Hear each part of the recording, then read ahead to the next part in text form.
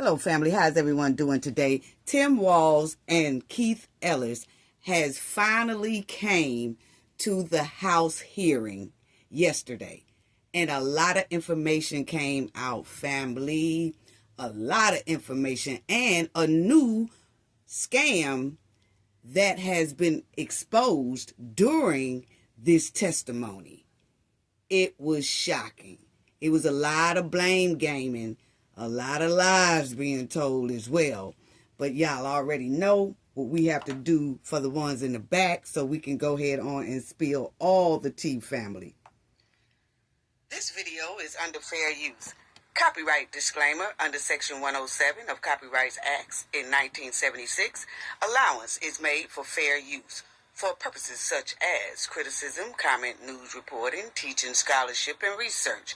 Fair use is a use permitted by copyright statute that might otherwise be infringing.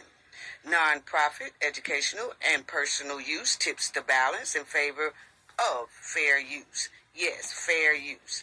All rights and credits go directly to its rightful owner. This video is purely for fair use, opinion, and entertainment. Enjoy. And we also want to add that everything in this video is alleged. Yes. Okay, family, thank you so much for joining us today. Thank you for the chat. Thank you, chat. Thank you to the moderators. Thank you to everyone. Thank you for everyone who be in the comment section as well. Thank you for the replay gang. Just thank you all so much. It is so greatly appreciated. Let's get right on to it. Hit the hype button if you can. Please hit the like as well. And if you are not a subscriber, please subscribe to the channel if you are not a subscriber already. Thank y'all so much. Well, family, finally it happened. You know, we have been waiting on Tim Walz and Keith Ellis to testify at the same time. We have saw Keith come in there and do his testimony and everything. But we was waiting because they kept saying in late February that they was going to do this. But they did it the first week of March. Family, it's a lot. I'm going to tell you, that heat was hot yesterday on Tim Walz and Keith Ellis. They was not feeling that heat at all, family. And then the duo, I call them the duo because they was both sitting there trying to handle a lot of the heat that they was getting. But I have to say, it looks like Tim was willing to take a lot of the blame, but that Keith, he is stubborn. He is not going to admit that he was wrong and that he needs to take accountability for a lot of things because he's an attorney. Okay, so he used to be, you know what I'm saying? Well, you know, he is not going to take the blame because he don't want that to fall back on him. It was given as if he was trying to sneak in. It's not his fault. Pointing it over there to Tim. Okay? Y'all will check it out in a minute. It sounds like Keith is trying to cover his butt early. And you could tell by some of the things he was saying that he was trying to put all of this on the governor. That's what it was given, family. Now, y'all tell me if I'm wrong once y'all hear everything. So check it out. It says the hearing wraps up. Minnesota Governor Walz and Attorney General Ellis lied. They said they did a lot of lying. And it do seem like they was doing a lot of lying, but at the same time, they was avoiding answering a lot of questions. That's my opinion, family. Yes. Check this out right here, family. Because it was given that. This committee has ever examined. Billions of taxpayer dollars were stolen from social service programs while warnings piled up, whistleblowers spoke out, and state officials chose delay and denial over action. Federal prosecutors estimate that as much as $9 billion may have been stolen from just 14 Medicaid programs administered by the state of Minnesota. Those programs have cost taxpayers more than $18 billion since 2018, and investigators believe that half or more of that spending may have been lost to fraud. That did not happen overnight. As our investigation has shown, it happened because state leadership failed repeatedly to intervene. Governor Waltz has claimed his administration addressed fraud, and I quote, very early, unquote. But that claim does not hold up to the facts. His administration kept payments flowing. In January, the first hearing of this series, we heard from Minnesota state representatives who made clear this fraud was not hidden. It was known, documented, and repeatedly brought to the attention of state leadership. In case after case, state agencies identified red flags and received warnings from auditors and employees, but continued to send money out the door. Not because they lacked authority to intervene, but because they feared lawsuits, bad press, and political backlash. While Governor Waltz hesitated, taxpayers lost billions. Wow. Attorney General Ellison has likewise claimed his office was aggressively holding fraudsters accountable, but when his statements were tested against the record, they fell apart. In the Feeding Our Future case, Governor Waltz and Attorney General Ellison publicly suggested that courts force the state to continue payments. The judges in that case took the extraordinary step of publicly correcting them. The truth is the state made a choice once again to keep sending the money out the door. The Feeding Our Future scandal alone involved nearly $300 million stolen from programs meant to feed children during the pandemic. We're talking about fake invoices, meals that never existed, luxury cars, and overseas investments, all paid by the American taxpayer. Today, dozens have been convicted. The fraud was real, the warning signs were obvious, and state leadership failed to act. The same pattern repeats across Minnesota's social services system. In the Child Care Assistance Program, providers racked up dozens and in some cases more than 100 violations and still collected millions. Facilities shut down and reopened the same day under new names at the same address. This went on for years. Housing stabilization systems. So, family, what he is saying is that when the fraud will be detected, the funds will stop. And then if the funds stop, that same person will re-register as another name. And then if they get caught up under that name, they will re-register up under another name. And they just kept it going and going and going like that. Wow. Housing Stabilization Services, a program expected to cost $2.6 million annually, exploded to over $100 million a year.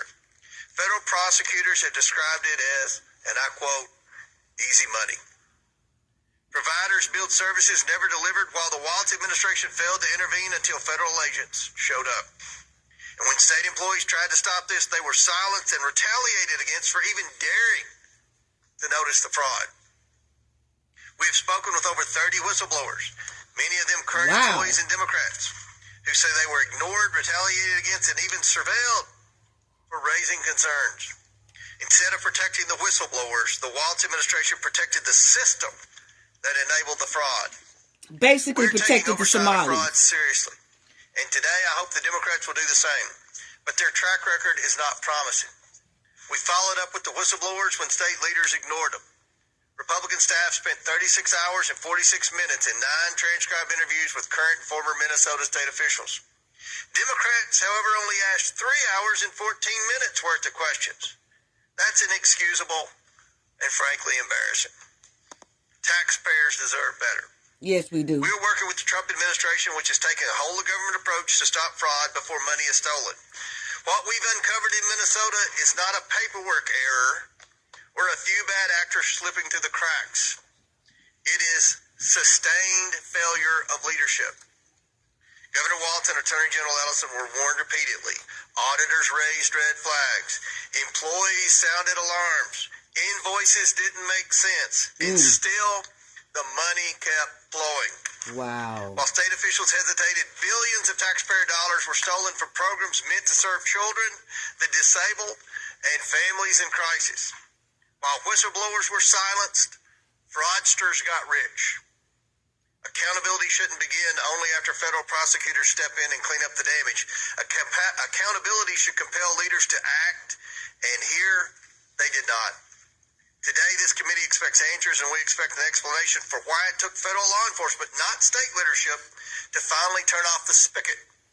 Before we proceed, I'd like to ask unanimous consent to enter the committee's interim staff report titled, "The Cost of Doing Nothing, How Tim Walz and Keith Ellison Fueled Minnesota's Fraud Explosion," into the record. Without objection, so ordered. Wow. So, family, I got to give it to him. He did that. He opened that hearing up exactly how we are feeling as taxpayers who has been duped out our money. Yes. Now, if y'all could have seen the look on their face, and I can't play the video. I mean, YouTube is getting real shady at people sometimes. It depends on who you are. They want to try to hit you and all that with strikes, whatever. But the thing is, family, the look on Tim Walz and Keith Ellis' face when this man was saying that was basically they would look down, try to flip through papers, kind of look off as if they are distracted with what they have sitting in front of them, like paperwork and things like that, because they knew what this man was saying was hitting them to the heart, and they know that this is what is given, and it's in front of the world, so the world can see this. So they really didn't want to look up. You see what I'm saying? Now, family, check out the opening statement that Tim Walz is finna give. Family, if it sounded delusional, as if he is not either realizing what's going on, which we know that's not true, but it's the way he was gaslighting and playing in our face as if he is the best governor Minnesota has ever had. Matter of fact, he's the best governor throughout the United States. I mean, this man here was putting on a straight show, family. Yes, playing us real crazy. I was like, is he living in the same world we living in? Check it out, family. Now, this is Tim Walz getting ready to come. First, we have Tim Walz, governor of the state of Minnesota. Governor Walz first took office in January 2019. Next, we have Keith Ellison, Attorney General of the state of Minnesota. Attorney General Ellison also first took office in January 2019. Finally, we have Reverend Mariah Furnace Tolgard, Senior Pastor, Hamlin Church United Methodist. Thank you all so much for joining us today, and we look forward to your testimony.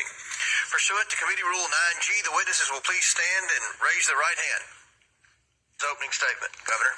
Thank you, Chairman Cole. Okay, this is Tim Walz's opening statement, but I just want to say this, and I'm going to let it play. Why do both of these men look like they just dipped their face in a pile of doo-doo? Yeah. Ranking Member Garcia, members of the committee. Now, this is I'm proud to be Tim. here today as the governor of the great state of Minnesota. Under my leadership, Minnesota has dedicated its resources to ensuring that all Minnesotans can live dignified and full lives with access to top-notch public schools, quality health care, good jobs. Thanks to these initiatives, Minnesota has been ranked as one of the best states to raise a family in, one of the best states to find a job in, and one of the best states to live in. Although Minnesota's programs have overwhelmingly achieved their intended purposes, they're not immune from fraud. I'll be the first to acknowledge that. But let me be clear. In Minnesota, if you defraud public programs, if you steal taxpayer money, we'll find you, we'll prosecute you, we'll convict you, and we'll throw you in jail. We can't tell. In this anti-fraud mission, we keep good company. Across the country, our nation's governors work hard every single day to combat fraud in their programs. But even as we confront issues similar to our sister states, the people of Minnesota have been singled out and targeted for political retribution at an unparalleled scale, including blocking Medicaid reimbursements to our state just last week. Under the guise of combating fraud, the federal government has flooded Minnesota with... Tim keep talking about his Medicaid program and his Medicaid funding has been stopped. Well, sir, it's given that Tim is wanting that money bad. It's the Somalians that really want it, those fraudsters over there. That's who really want that money. And I noticed that Tim keep bringing that up. Man, don't worry about the funding stopping. Tell us about the fraud. That's what you do. Masked, untrained, and unaccountable agents who are wreaking havoc in our communities. On the streets of Minnesota, federal agents have entered U.S. citizens' homes who have committed no crimes. They have violated the constitutional rights of our citizens. They have ignored court orders. They have shot first and asked questions later.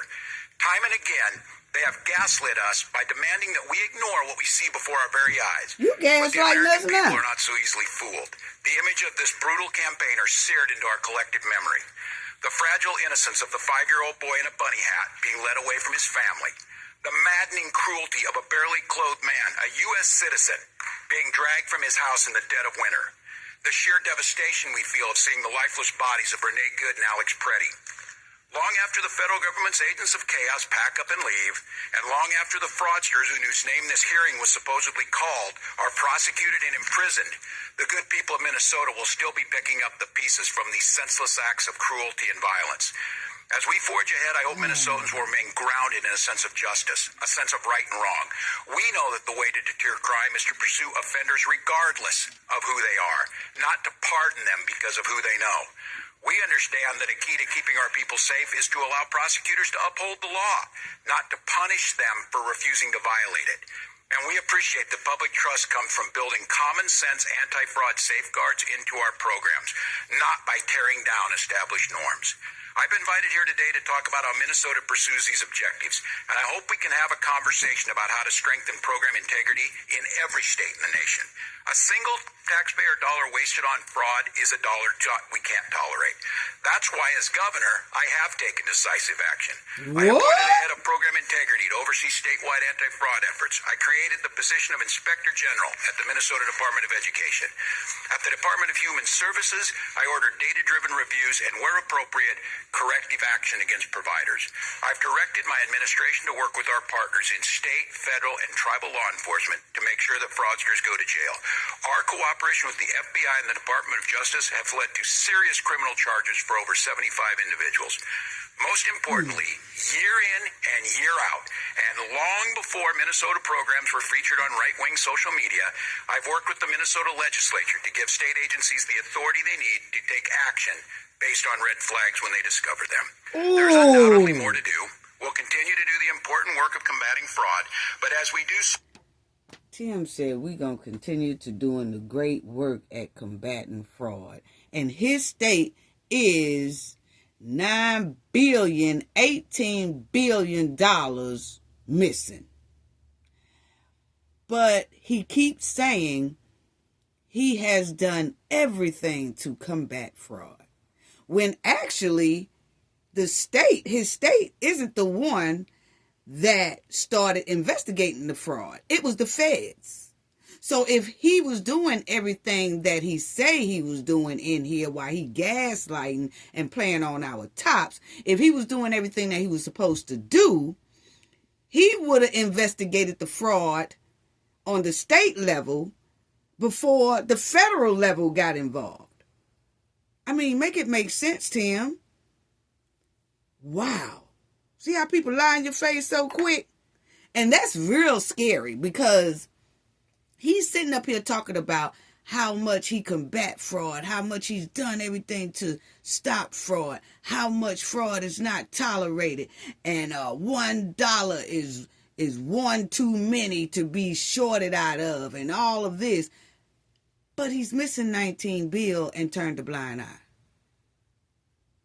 Wow. So, we're going to remain true to Minnesota principles. We will feed our hungry children. We will help the poor afford health care. We will assist people with disabilities while also keeping fraud in check. We'll demonstrate our decency, our integrity, and never yield to political scapegoating, particularly of our most vulnerable communities.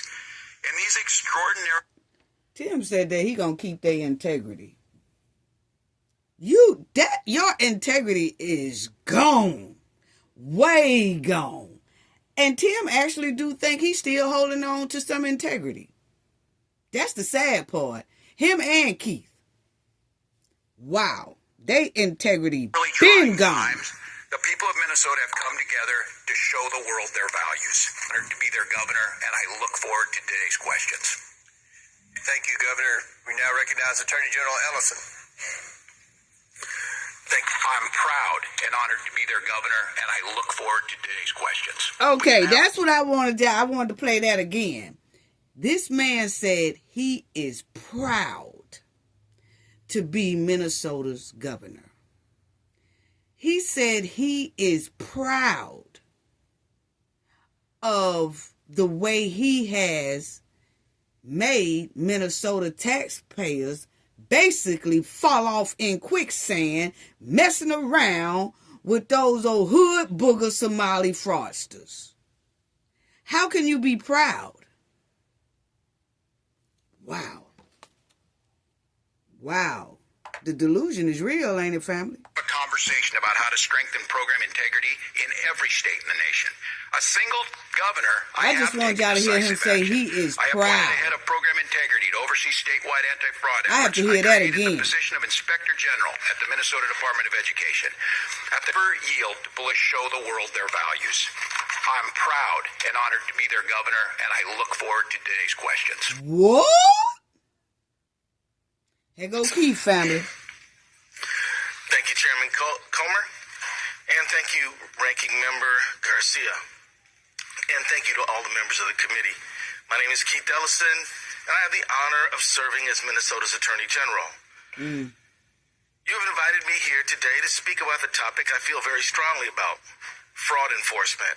I look forward to discussing the contributions of my office and the contributions we've made to fighting fraud in our state. Fraud in government programs is reprehensible. It takes food from the tables of the hungry. It takes shelter from those without it. I have worked every day as Attorney General to hold fraudsters accountable. What? And I'm proud of our record. We've won 300 Medicaid fraud convictions, more than any other state of similar size, and recovered over $80 million for Minnesota taxpayers.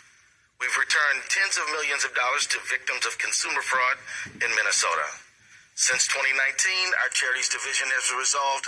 Now remind y'all, family, he's saying how they recovered about 18 million here and all that. Remind y'all, it wasn't him or the state. It was the federal government. It was the feds who came in and started arresting these people and making these people forfeit their property. Oh, family, I can't do it in this video, but the next video, I'm going to show y'all some of that property that they just got from one of those fraudsters. Yes, we're going to get into that in the next video. Y'all are going to be tripping on that. Anyway, family, let's continue. Over 50 investigations and dissolved 17 sham nonprofits. It's important to note that under Minnesota law, my office has limited jurisdiction over criminal matters. The only kind of criminal case we can prosecute all on our own is Medicaid fraud. Any other kind of criminal case must be referred to us by county attorneys. Still, check it out, family. He just put that on the governor. He said, my office only can investigate Medicaid fraud. Any other investigations have to go through. He kind of paused. He looks at Tim, and then he goes into something else. Check it out, family. So he's throwing the blame game. He playing the blame game. Any other kind of criminal case must be referred to us by county attorneys.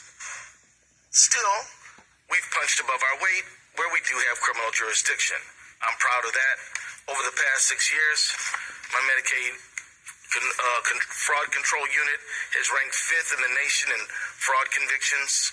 Last week, I urged the state legislators to pass a bipartisan Medical Assistance Protection Act, which would give us additional resources to prosecute Medicaid fraudsters. Where fraud occurs outside of our jurisdiction, my office has and will continue assisting our local and federal partners. When our help is requested, we support our 87 county attorneys in Minnesota, and we regularly coordinate with federal investigators and prosecutors to combat fraud. Now, I stopped it right there because Keith is starting to tell tales, okay? As y'all notice, he keeps saying, my office only come in when we are requested. Meaning that the governor didn't ask him to step in on this other fraud, so therefore he didn't investigate it. He can't investigate it, according to him, family. He can't investigate it unless the governor asks him to do it. So basically, he's throwing this thing all off on Tim Walz. And I think, family, when they have to go to court about this, because y'all are going to hear one lady, senator lady, she did say that she has already put in a criminal referral for them to testify under oath and all that, okay, for the courts, because she wants them to get criminal charges if it turns out that they are complicit inside of this fraud with those hood booger Somalis, okay? So, but we'll get to that one in a minute. But yes, they have already turned in criminal referrals for Keith Ellis and Tim Walz. Now check this out. Let's get to the nitty Without gritty. objection, so ordered. And now, I'd like to recognize Representative McCollum. The chair recognizes the chairman of the House Judiciary Committee, Mr. Jordan from Ohio. Thank you, Mr. Chairman. Governor, why didn't you tell the truth? Why didn't you just tell the truth about the Feeding Our Future program? This program, my understanding, received $3 million the first year. Within a couple years was getting $200 million of taxpayer money. Whistleblowers raised concerns. As the chairman said, auditors raised concerns. Everybody raised concerns. March 30th, 2021, the payments are stopped. And a little over a month later, the payments are restarted. Why didn't you tell the truth about why you restarted the payments? Well, Chairman, we did tell you, and Feeding Our Future grew because of the pandemic. And I asked that question. I said, why didn't you tell the truth about why you restarted the payments? The payments stopped because there were concerns, obviously. It wouldn't stop the payments. Then they're restarted a month later. What was the reason for restarting the payments? my understanding was the agency believed that the court had required them to make those payments. And that was false, wasn't it? You repeated that. You said that, didn't you? I don't think... You said the reason you restarted is because the court ordered you to do so. Is that right? I don't believe that is settled yet, to the best of my knowledge. Well, I think it is. Because the court did something that I don't know if I've ever seen it. They issued a statement saying you were wrong in what you were saying. This is from the court. It says, Feeding Our Future versus Minnesota Department of Education correcting reports and statements by Governor Tim Walz concerning orders issued by the court. Here's what the judge says. Governor Tim Walz told the media that the Minnesota Department of Education attempted in payments to FOF because of possible fraud, but that Judge Guthman ordered payments to continue in April 2021. What? Next sentence. That is false. So you said something that wasn't true. He further states this, Judge Guthman, the court says this, Judge Guthman never ordered the Department of Education to resume payments to Feeding Our Future in April 2021 or at any other time. Wow. So I want to know, why didn't you tell the truth? Congressman, the attorneys asked... Family, they bringing all the receipts in this one. They knew that both of them were coming, and they bought all the receipts down on them. Family, wait till y'all see and hear some of these receipts, honey. Yeah, but my thing is, it feels so good that they are questioning Tim and Keith on things that we really wanted to know, and we not playing about it. And it feels good to see they not playing about it either. Okay? So, check it out. He asked Tim why he keep lying. The Department of Education interpreted that differently. Both of those judges are no longer on the bench, and I think that the very first sentence. The first 7 words. This is not some unnamed source talking to the New York Times. This is not some anonymous source talking to whatever your Minnesota Star Tribune or whatever your paper is. This is the court speaking. First sentence, first 7 words. Due to inaccurate statements by the governor, Ramsey County District Court judge has issued and authorized this following news released. That's pretty straightforward. So the court's lying? Wow.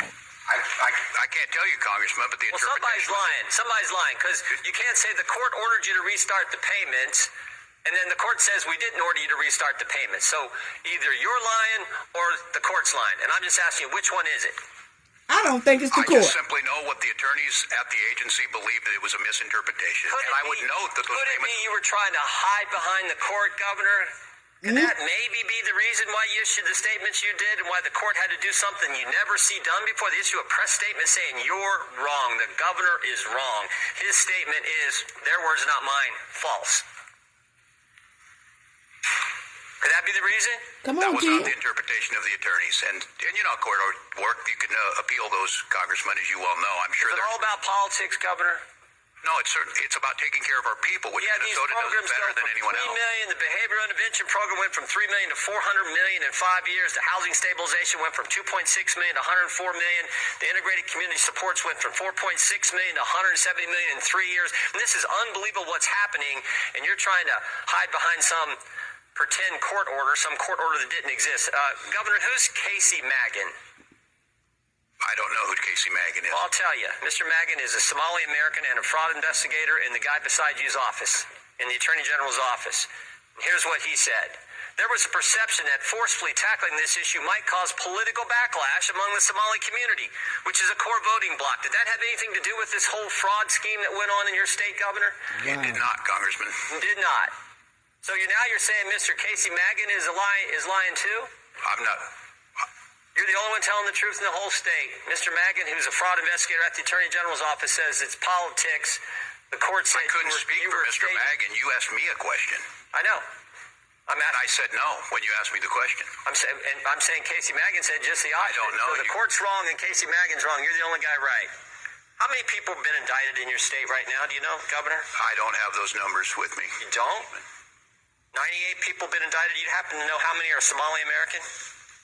I don't. We don't investigate or prosecute people based on ethnicity, religion. Neither do I. We shouldn't do that. But Mr. Magan is a Somali American who just said that the court, one of the concerns was this is a core voting bloc. And I just want to know if you know how many of the 98 people have been indicted in your state are Somali. I don't. Their ethnicity is not my concern. 85% of the people indicted were Somali American in key voting bloc. And I think that's what drove this whole thing. That I yield back. Gentleman yields back. Before I recognize the ranking member, it's my understanding. Wow. Y'all see how Tim tried to play on our top family. And especially when he asked him, how many of the 98 people got arrested are Somalians? Oh, I don't know that number because we don't arrest people based on their ethnicity. We know that. He didn't ask you that. He said how many of them out of the 98 are Somalians. But you notice Tim Walz did not want to answer that. He knows. He don't want to answer it, which shows us that he is still protecting the fraudsters. And in my opinion, family, he has to do this on national TV because he know they are watching. And it's given Tim Walz and Keith are scared of these people. They done fell in that dangerous Somali quicksand. Fraudsters. It is given pirates. It is given they are dealing with pirates in a whole different way. It's the scamming way versus when they come and hijack our ships off the ocean or hijack anybody boats and ship off the ocean. It's given that they are doing the same thing, but with our tax dollars. And the governor and the AG has stuck their foot too far deep in it, and it's given they are shaking in their boots because they know that these Somalians are watching. So they're going to continue to keep on protecting these people. Rather it puts their career in danger or not, rather they lose their whole career and they can't provide for their family, rather it costs them to go to jail, whatever. It seems like they are willing to do it to keep the Somalis off their ass. That's what it's giving. Let's go to the next one, family. Unbelievable. Mr. Biggs, you seek recognition.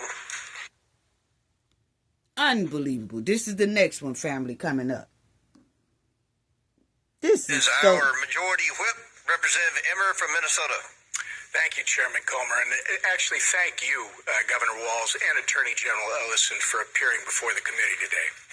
Gentlemen, let's see if we can agree on at least one thing today. Today's hearing is titled Oversight of Fraud and Misuse of Federal Funds in Minnesota. Can we agree that this fraud is a serious thing, Governor Walz? Yes or no? Can we agree on that? Yes, any fraud is serious. Thank you.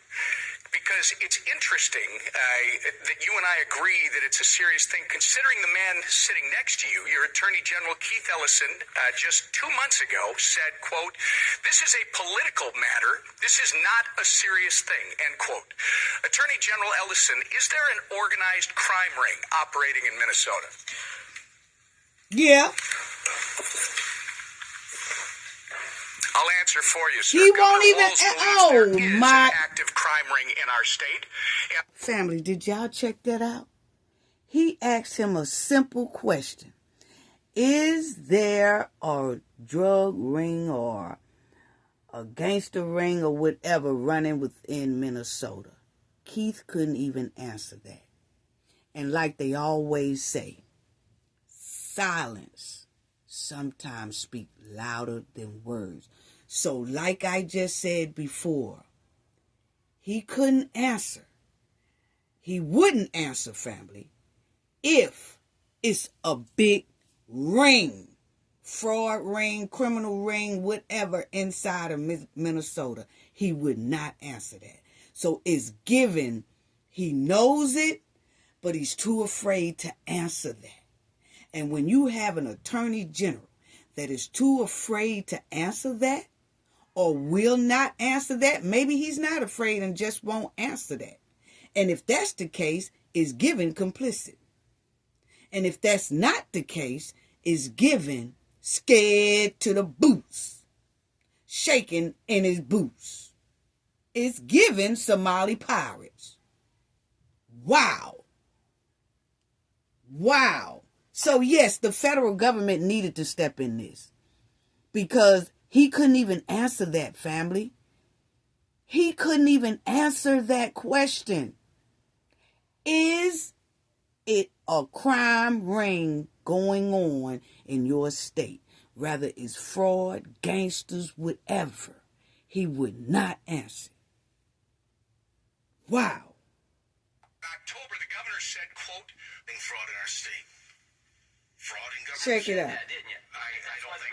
You said the reason you restarted is because the court ordered you to do so. Is that right? I don't believe that is settled yet. Check it out, family. Well, I think of 2021. And during your meeting, they complained to you about increased scrutiny of their But I'm going too far. My office has and will continue assisting our local and federal partners. When our help is requested, we support our 87 county attorneys in Minnesota, and we regularly coordinate with federal investigators and prosecutors to combat. It's not a serious thing, end quote. Attorney General Ellison, is there an organized crime ring operating in Minnesota? See, he wouldn't answer. He wouldn't answer. I'll answer for you, sir. Governor Wow. Walz believes there is an active crime ring in our state. In October, the governor said, quote, "We've got an organized crime ring in Minnesota. I think it's been going on for years." Moving on, Mr. Ellison, I, along with millions of Americans, have grave concerns over your alleged relationships with Somali fraudsters who have since been charged and convicted of federal crimes. I'm sure you are aware that over 90% of the defendants charged in the Feeding Our Future fraud case are of Somali descent. In fact, you have personal knowledge of these people. There's a 54-minute audio tape of your meeting with these criminals in December of 2021. And during your meeting, they complained to you about increased scrutiny of their nonprofits, and you told them, quote, "Of course I'm here to help," end quote. It's on the internet. Anyone can listen to you say that. Since then, you claim you were not aware of their crimes in the $250 million Feeding Our Future scheme, the largest pandemic fraud case in the nation. But just weeks after your December 2021 meeting, the FBI executed search warrants that you never would have requested in the Feeding Our Future fraud investigation. Now let's fast forward to September of 2022, 10 months after you met with the Somali fraudsters. Your office issued a press release stating, quote, "Minnesota Attorney General Keith Ellison and his office have been deeply involved for 2 years in holding Feeding Our Future accountable," end quote. So according to your office, sir, you have been deeply involved in the Feeding Our Future case since September of 2020. Wow. That actually sounds like you are saying that at the time of your infamous meeting with the Somali fraudsters, you were already aware of the allegations of fraud. When you had this meeting in December 2021, did you know, sir, about the long-running FBI investigation into Feeding Our Future? Yes or no? Mr. Chairman, Mr. Representative Emmer. Reclaiming my time. When did you personally become aware of the FBI investigation? That's all I'm asking. Representative Emmer, as you know, I have addressed this issue many times. All right. I have reclaiming my time. In that same meeting with the Family. He done went to Maxine Waters, reclaiming my time, reclaiming my time, reclaiming my time. Yeah, because he said that Keith is not finna waste his time beating around the bush when he got one simple answer. All he got to do is say yes or no. Instead, Keith want to go all around the bushes and play Ring Around the Rosie. Ain't nobody got time for that. So that man like, reclaiming my time, let's move on. Yes. Why is it so hard for Keith and Tim to answer simple, straight questions, whether it's a yes or a no? Mr. Attorney General, you took aim at the Minnesota Department of Education. You stated that the Minnesota Department of Education had fought the nonprofit in very disgusting ways in a very racist, xenophobic, and Islamophobic manner. You actually asked for the names of all these folks who are just hung up and offered to call the Minnesota Department of Education to, quote, demand some explanations. We now know that when you made these comments, the Biden DOJ was working with the Minnesota Department of Education and that their work exposed the massive fraud ring. Pretty bad look for you, sir. Either you were oblivious to what was going on under your nose, or worse, you were trying to obstruct the work of the Minnesota Department of Education. So I can see the time is getting short. Mr. Chairman, we are left with two questions. One, what did Governor Walz and Keith Ellison know about the fraud? And two, when did they actually know it? I would suggest that if they do not give direct and truthful answers to both these questions at this hearing, then they both need to be put under oath in a deposition. What? Y'all know what that means? Yes, criminal. Yes, I'm telling you, it's given. Keith and Tim are shaking in their boots right about now. If y'all scared, blink one time. That's all we want. If you're scared of the Somali and fraudsters, blink one time for help. Blink two times for the federal help. They'll put you in protection. The federal government will put you in protection. But see, it's given that y'all ego is too damn high. And that's what's going to cause them to fall up in that quicksand. Because they already in the quicksand. Okay?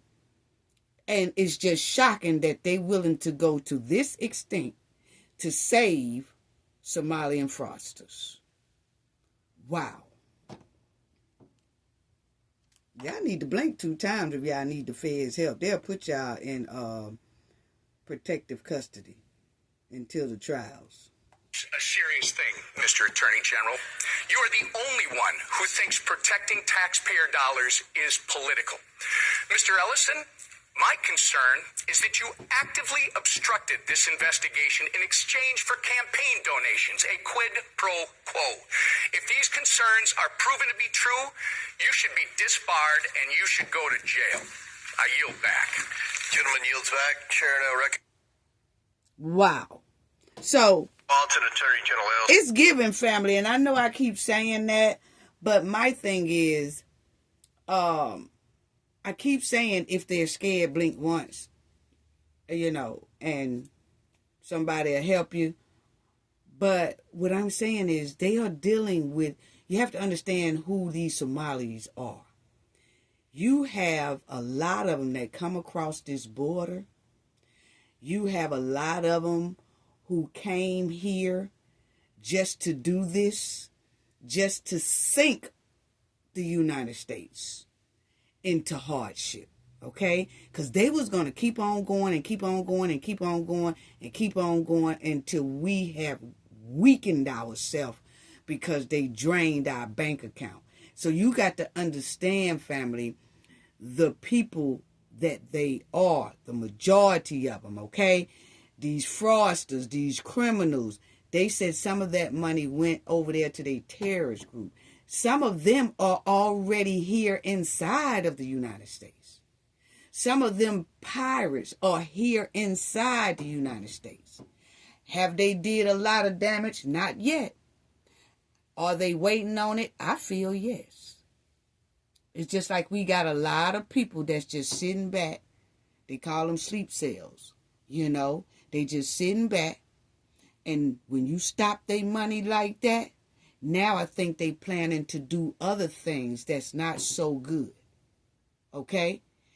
And with Tim and Keith sitting there still trying to protect Somalia fraudsters, that tells me, my opinion, how dangerous the Somalis really are.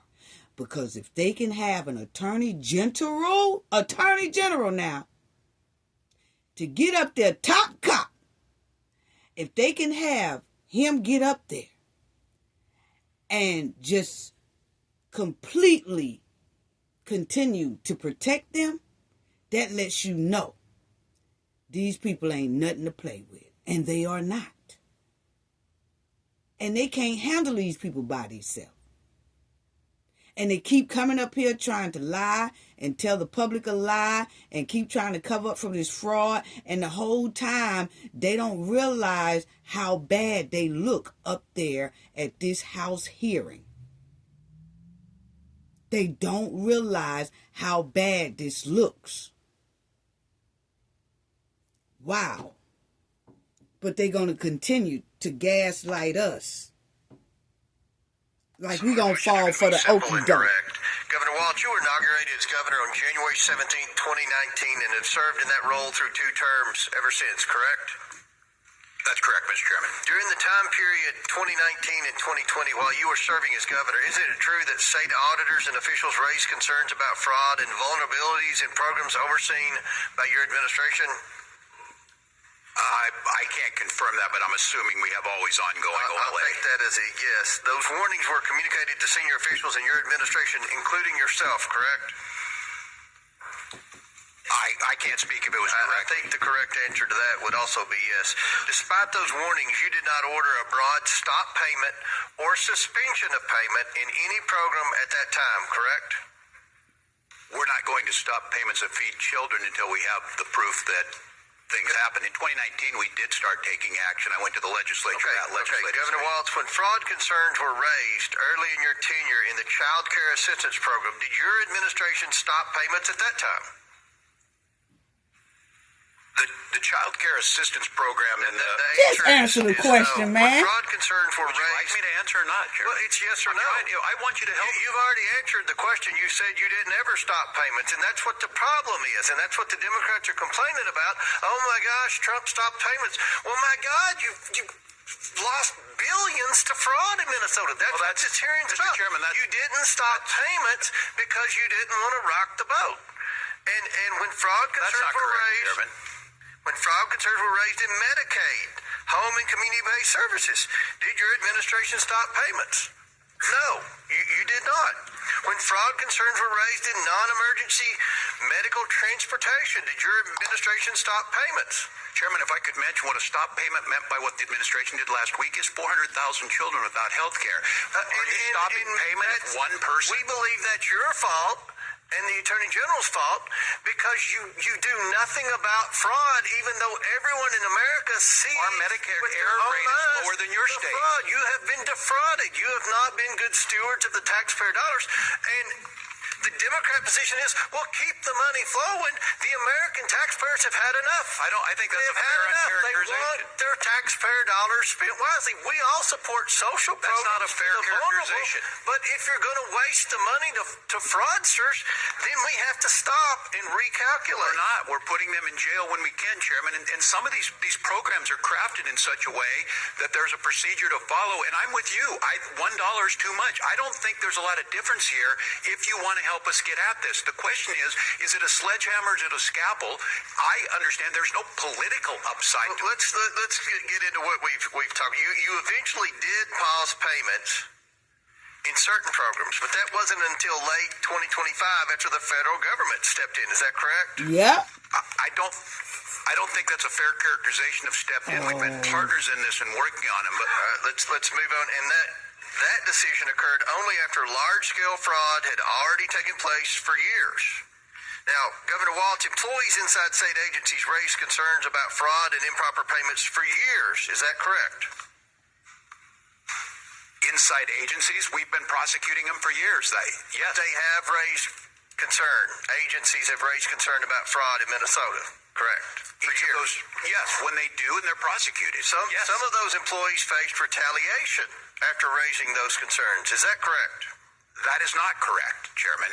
Okay. Minnesota has strong whistleblower protections. Attorney General Ellison, you are the chief legal officer of the state of Minnesota, correct? Yes. Your office advises agencies on compliance with federal and state law, correct? Yes. Retaliation against whistleblowers reporting fraud is unlawful, correct? That is right. At any point during your tenure, did you tell state agencies to stop payments due to credible fraud allegations, yes or no? Sir, we prosecuted over 300 Why they get so quiet? fraud area. 300, I would predict, is a drop in the bucket. But you've never said to stop payments. That's what it's one of the highest rates in the country, sir. Well, you have one of the highest fraud rates in the country in Minnesota. That's not true. And my office doesn't have the authority to do a stop payment. We prosecute criminals when they're presented us by the agency. So the answer is no, unfortunately. No one's ever from your office said to stop payments until we can get the fraud under control. So to summarize, you both knew about fraud, risk, and payments continued. Our investigation has shown that whistleblowers who were alerted about the widespread fraud were ignored, sidelined, and even retaliated against. Only after federal authorities ultimately stepped in did you take any action. It's not this committee's responsibility to decide guilt or dole out punishment, but it's clear there was a massive failure of oversight and, quite frankly, a failure of leadership. One wonders whether either of you should bear some personal responsibility for the billions of dollars siphoned off by fraudsters under your noses in the state that you led. Again, This isn't for the committee to decide, but based on your answers today and apparent failure to take any responsibility, still the answer to that question has become abundantly clear. And now Mr. Chair, I seek unanimous consent to enter items into the record. Wow. Before I recognize Mr. Lynch, Ms. Randall, you have a UC. Thank you. Wow. recognizes Dr. Fox from North Carolina. Thank you, Mr. Chairman, and I thank our witnesses for being here. Governor, you've reminded people that you were here last June. At that time, I reminded you that the Feeding Our Future scam made Minnesota ground zero for the largest COVID-19 fraud scheme in the nation. $250 million in federal taxpayer funds were taken out of the mouths of hungry children, and as the FBI noted, they were, quote, funneled into luxury homes, cars, and lavish lifestyles while families struggled.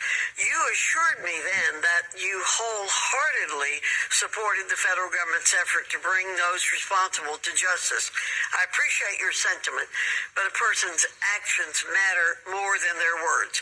Governor Waltz, when did you first become aware of the fraud in Feeding Our Future? A specific date, please. Well, Congressman, it's good to see you. And having served in your job for 12 years, I can tell you my job is a little different as governor. For 7 years, I take a lot of meetings. Answer the question, man. Wouldn't specifically state, but I think during that pandemic, I think by late 2020, we started to see the irregularities. They were flagged, and I will note that we cooperated. State officials were aware of the fraud in early 2020. So you're asking when I, in my office, the governor became good, and I don't have a specific date. Okay. But what I would say is we provided witnesses' documents, the U.S. Attorney and the FBI, and 79 of those people have been prosecuted going back to 2022. Okay. Well, when I was chair of the Committee on Education and Workforce, I issued you a subpoena in September 2024 because you and your administration were not forthcoming about how your administration, quote, failed to identify what has been described as the largest pandemic fraud in the nation. End quote. In September 2024, you were aware of the Feeding Our Future fraud and your administration's handling of it, correct? Yes or no? 2024? Yes. You know what that lady said, Tim. Quit trying to play on that lady top. Now, look here, family. This lady said in 2024, she sent Tim Walz a personal letter telling him his fraud was out of control. And she said, do you remember that? Now he trying to play on her top. What you say? Was it 2024? You know when it was, Tim. Quit playing on this lady here top. By that time, we had already put people in jail and had extensively investigated. This committee has testimony that the Minnesota Department of Education briefed your office about the Feeding Our Future's draft lawsuit and litigation hold on April 28th, 2020. Let me jog your memory. Is that correct? I can't speak specifically to that. And It was April 2020. That means Feeding Our Future received a total of over $200 million in federal funds after you and your administration knew about the fraud concerns. Why didn't you stop sending money to Feeding Our Future as soon as the fraud concerns were raised? Congressman, is following the program, we notified USGA under the Trump administration's first term. We notified them, too, because it's a program administered out of USDA, and they were working to work through the process. Didn't you say you were fearful of political retaliation? No, I never said any such thing. I never said any such thing. Well, that's what we understood. You were afraid of political retaliation. So, given the size and scope of the... Now, family, I don't think he was too... Well, yeah, I think he was afraid of political retaliation. But I also think he was afraid of the Somali parrot fraudsters' retaliation. Yeah, that's what it's given, Tim. Feeding Our Future's fraud, I think you and your administration would have been on high alert looking for additional fraud in the state. But after seeing the handling of Feeding Our Futures and his $250 million in fraud, it came as no surprise to learn that even more staggering amounts of fraud, estimated at up to $9 billion, were uncovered in the Child Care Assistance Program, the Minnesota Medicaid program, and other programs. How could you allow such massive fraud schemes in your state to get to this point? Congresswoman, we don't see anything by 9 million local press, and everyone reports it about 300 million. But as I've said, if it's $1, it's too much. But we started in 2019 putting anti-fraud programs forward. After Feeding Our Future, we started going through and making sure every program had the integrity in it that it needed. And that's why you see convictions. That's why you see these why programs. Why did it take nearly 7 years for you to get engaged to stop the fraud? 7 years. That's right. Now, see, Tim sitting up here acting like he can play on Grandma on Top. Grandma not hearing that, okay, Tim? See, Tim is trying to play on Grandma on Top. He think that he could tell Grandma anything. Grandma not hearing it. No, she not hearing it. She said, like she said, why it take your ass 7 years? Now, answer that, Tim. 2019, Congresswoman, it may be a surprise. If you arrest someone for stealing a car, other people are still going to try and steal cars. What we've tried to do is bring program integrity, but I'll go back to this. We're not going to shut down programs that have things that are going well in it, and we need to find that proper balance. And I've acknowledged that every year, we're putting things in place at Inspector Governor Waltz, you did not do your job. Exactly. You did not do your job. You did not protect taxpayer dollars. You allowed massive fraud. You and Mr. Ellison allowed massive fraud to go on in the state of Minnesota. And it is unfortunate, as somebody said, that you can't be held personally responsible at this stage of the game. I yield back, Mr. Chairman. Tell him, Grandma. Back. Sure, yeah. This, Mr. Yay. Thank you, Chairman. Thank you for holding this hearing. This hearing was designed to be a hearing looking into the massive expansion of some of the social programs and the fraud that was contained therein. But Reverend Sogard, I was struck by part of your opening statement because you invoked Matthew 25. Okay, check this out, family. This lady here on the far right, okay, she is sitting over there with Tim Walz and Keith. Now, she is testifying about the charity that people so desperately need, and cutting off funding and things like that are hurting the people. And she's trying to tell us, the public, how much the people need it. Now, granted, it is some charities that's probably in need, but because of the massive fraud, everybody have to kind of reapply and prove that they are a legit facility to help the charity and the people who are desperately in need, okay? But what this lady here tried to do, family, is tried to bring up the Bible. And she tried to bring up the Matthews part of the Bible, but wouldn't say the whole scripture of Matthew. Okay?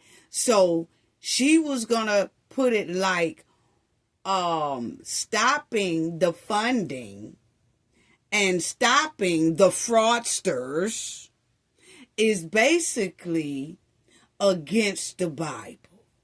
Okay? She's saying, you know, people gonna do fraud.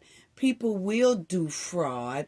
And under Matthew such and such, we have to forgive and we have to do this and we have to sympathize with certain things. I am against fraud.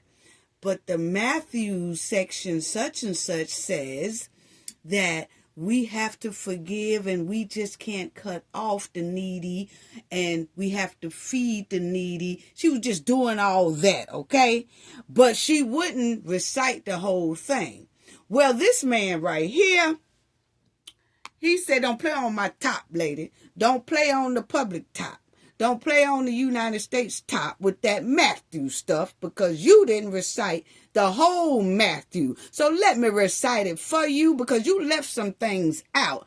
And family, he gonna break it down to her and she gonna be looking like her face just dropped in doo-doo. Yeah, check it out, family. Yeah. And that's a scripture we see tossed around a lot. Yeah, she was tossing it around a lot. Without context. And so I went and got my Bible and thought we'd dig into Matthew 25 for a minute. The scripture you invoked was Matthew 25, 35 through 40. It ends with this. It says, then the righteous will answer to him, Lord, when did we see you hungry, feed you, or thirsty, and give you something to drink?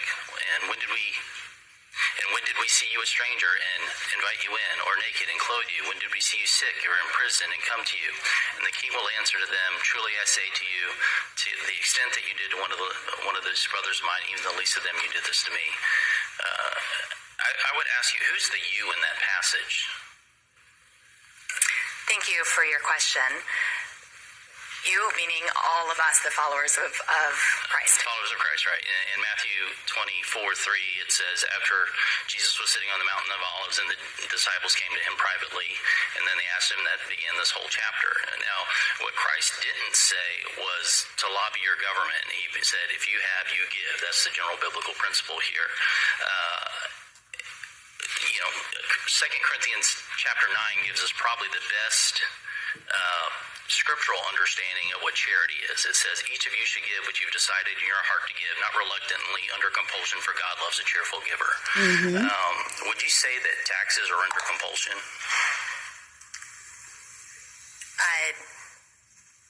Taxes are not my area of expertise, but That ain't what he asked. Under compulsion. Do you pay your taxes? As a U.S. citizen, I pay my taxes. Yes, because what happens if you don't? We don't have the services that we need to support our... What happens to you personally if you don't pay your taxes? You get in trouble. You get in trouble. I would say that's under compulsion. So if we're talking about what charity is, I'm always amazed in D.C. how much of we get to define our personal worth as a politician or statesman or whatever you want to call us by how much of other people's money we give away.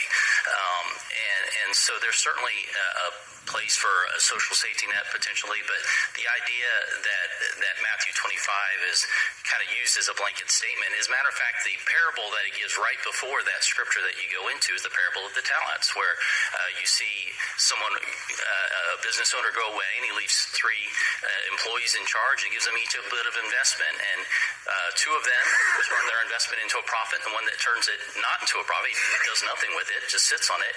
What does he call him? Oh, now she don't know the Bible, family. You're a pastor, right? Sir, I don't have that. He calls him a wicked and a lazy servant. And so, scripturally speaking, God expects us to do something with what he's given us. Now, Romans 13 talks about the purpose of government. Scripture is replete with... Now, family, this preacher here, the old lady on the far right, she's supposed to be a preacher, okay? Now, she knew the Bible real well when she was trying to make us feel bad about the Somalians taking our money, like we ain't supposed to be putting folks in jail and all that, with all this forgiveness and all that stuff, and we about broke because of these fraudsters, okay? All these hood boogers taking our money. She knew the scripture real well when she was trying to talk about that and them and the charity and all that. But then when she got hit with the real scripture, like, hey, sister, you just focused on Matthew 20, but Matthew got 1 through 20. So let's go through the whole thing and let's break it down. Because, see, you left out some stuff, and you left it out because you knew that it said what he's saying, and it would make you seem like you is trying to pull the okie doke over us with the Bible. And that ain't good, sister. Yes. See, that's what I'm talking about people playing with this Bible, okay? If you gonna quote Matthew, quote it all.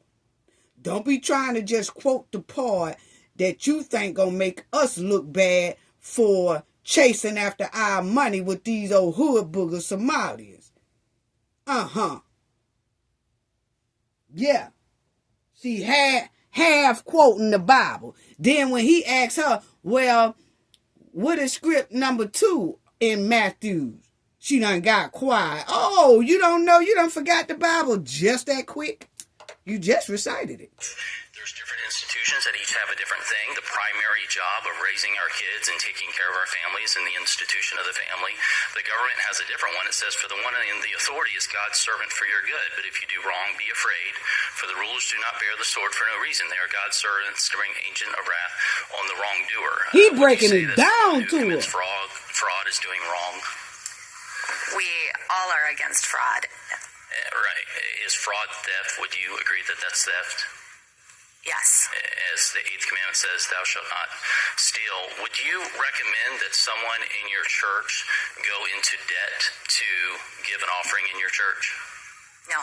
Okay, so we have a massive program of fraud that's being paid for by taxpayers, and it's not really us paying it, it's really our kids and our grandkids that are paying it, and yet we continue to see this massive expansion all under the taken out of context of what charity is being defined as. It's interesting. I find it odd that the left continues to bring up Matthew 25, because at the very beginning of that, right before he goes in that scripture that we talked with, it says, Matthew 25:32, all the nations will be gathered to him, and he will separate the people from one another as sheep and goats. He will put the sheep on his right and his goats on the left, and the king will say to those on his right, come in, you are blessed of the Father, take your inheritance to the kingdom. And those on his left, he will say, depart from me, you cursed, into the eternal fire prepared for the devil and his angels. I would caution those who begin to use Matthew 25 to do so in the proper context. Understand? He said he would caution people from using Matthew out of the Bible unless they gonna quote it right. Now see, family, old string bean preacher here, she was all about reciting the Bible because she about thought that didn't nobody in there know the Bible, and if they didn't know the Bible, she didn't think that old boy here was gonna go and reach and get his Bible and look up Matthew while she was sitting up there testifying on Matthew, trying to make us feel bad. So what he did while she was doing her little testifying, he was running down Matthew in his head and looking at the Bible and said, okay, when it's my turn, I'm finna hit her with this right here. Now, family, I do have to say that after he went on ahead and checked her with Matthew, she ain't brought up no Bible no more, family. Oh, no, she left the Bible out of all her testimonies because she didn't want nobody going to grab the Bible and check her some more. And that's what you get. People need to stop playing with the Bible. I'm trying to tell you, things ain't going to work out for you when you go up there playing with the Bible. And that's why she got embarrassed in front of the world. Because remind you, you picking up, you quoting the Bible, and you was quoting it for an evil reason. Like, you was quoting it to protect fraudsters. And then, now you can't play with the Bible like that. And then it was somebody there to put that same quote in front of your face, but make you read the whole thing. Matter of fact, he read it for you. The whole thing. And he broke it down to you. So it looks like you might want to go back to Bible study because you couldn't really hang with him when he was quoting Matthew because you thought you was a Matthew queen around this joint and he showed you wasn't. Yes, and then at the end of his statement, he said, baby, we need to be careful about how we quote Matthew if we're not going to quote it right. Yes, family, she tucked her tail between her legs. She ain't mentioned no more Bibles during this testimony. She didn't want to, she sat down quiet. She really wanted to leave, family. She didn't even want to stay no more. But I can tell you one thing, she never did bring up the Bible anymore after he schooled her on that Matthew. Yes, because that's all she kept bringing up through the whole thing. Even in her opening statement, which I didn't play because she was sitting up there playing with the scripture. Institutions. She wasn't finna have a purpose. The context here is vast. She wasn't finna throw no bad luck off on us, me playing that, because I didn't even play her opening testimony because she was playing with the scripture. No. We not finna listen to that. Nobody playing with it. I'd like to submit the entirety of Matthew 25 into the record. Without objection. Mr. Chairman, I also have a unanimous consent item. Yeah, she got schools. Next. Listen, was that fraud had already begun? Is that an accurate assessment? That's accurate, Mr. Higgins. So what we're trying to get our heads wrapped around here as a nation, and we're doing our best as a committee, I'm quite certain on both sides, to just sort of focus our attention on what needs to be focused on. You had massive fraud in the state of Minnesota. And when we started looking into waste, fraud, abuse, and theft across the country, Minnesota surfaced as a wow moment for the entire country. So naturally, we look as a citizenry to, well, who's in charge there? And my old friend, Governor Waltz, is in charge. And the truth is fraud had begun before you took office. So it's a reasonable question, Governor. Why you noted in many interviews, I'm not going to go through them ad nauseum, you were aware of this level of fraud and investigations, and yet it seems like nothing was done until the Trump administration reestablished itself in a second term, and we began broad investigations into waste, fraud, abuse, and theft, and Minnesota popped. So would you please, I just give you a minute to respond. Yeah. Why didn't you do something sooner? I know some people were put in jail. I know there were investigations, but there was billions and billions and billions of dollars being stolen from a pretty concentrated demographic in your community. And this demographic is a significant political supporter for you and your party, good sir. So I just ask you, please explain. Yeah. Well, thank you, Mr. Higgins, and I appreciate your question in good faith on this. First of all, the issue of billions, and I'll keep saying this, $1 is too many. That number got thrown around. There's nothing behind it, but I will acknowledge $1 is too much. I will also note the characterization. I would say it's slow. I would say it's slow, but continue. Well, there's nothing to support that, but look. We will pursue it and assume that that's the case. We will still make the changes we need to make. The characterization that nothing happened until the Trump administration came in is simply not true. We worked with them in the first administration where USDA didn't take action, and I think that's documented.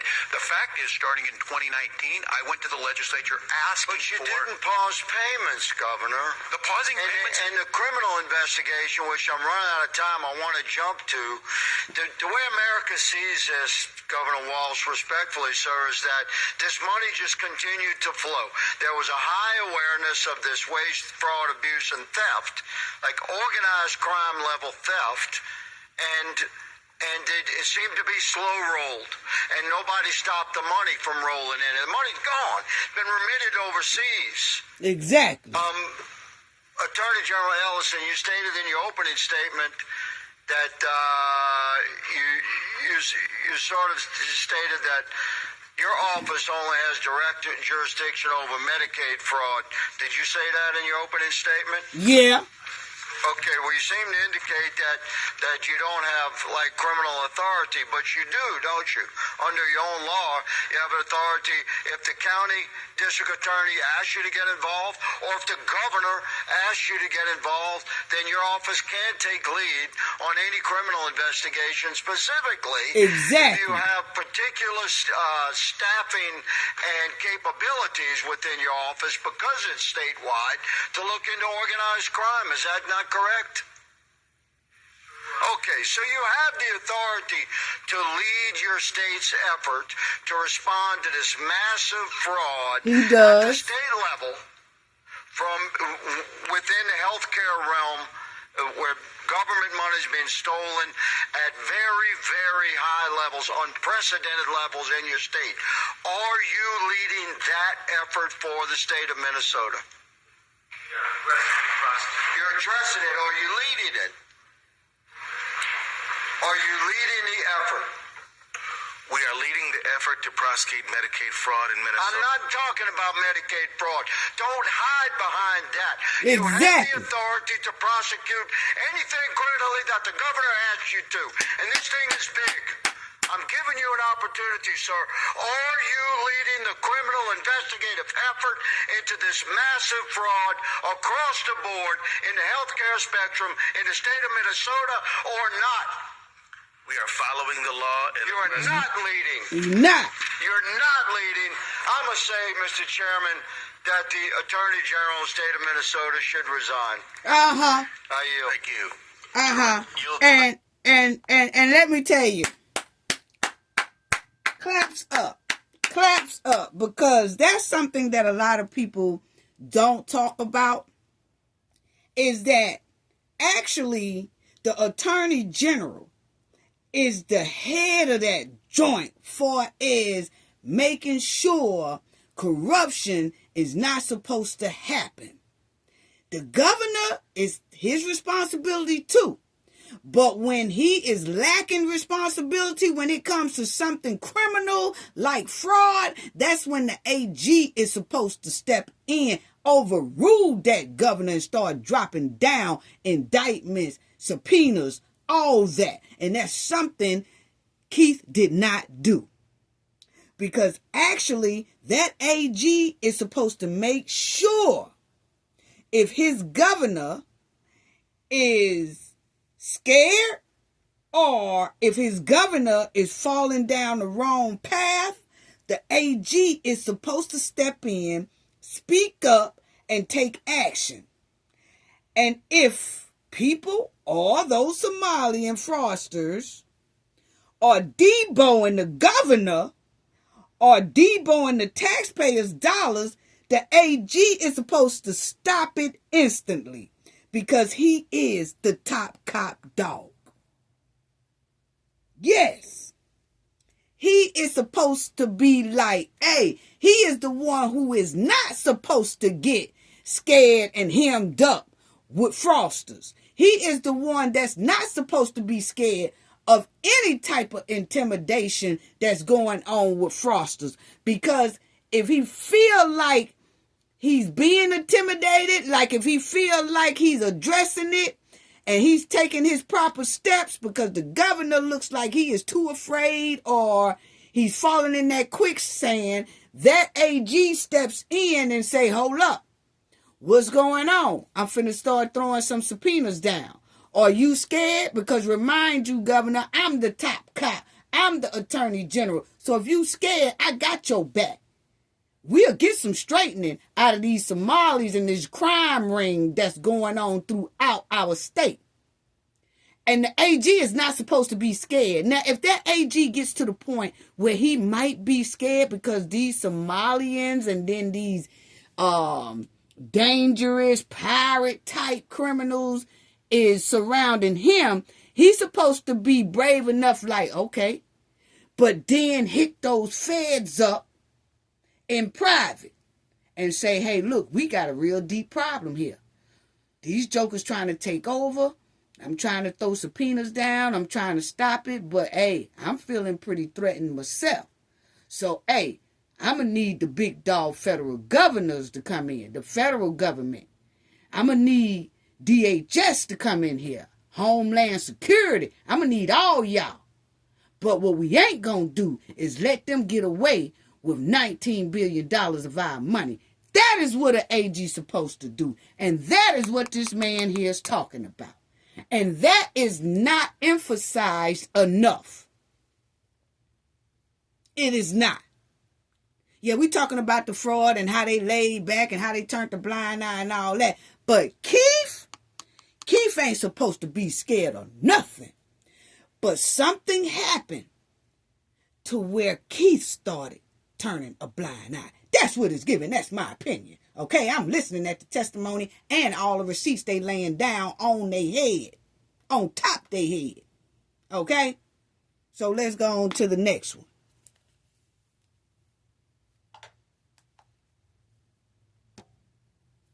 Received notice of potential fraud in Minnesota's social services programs. Social service programs in general.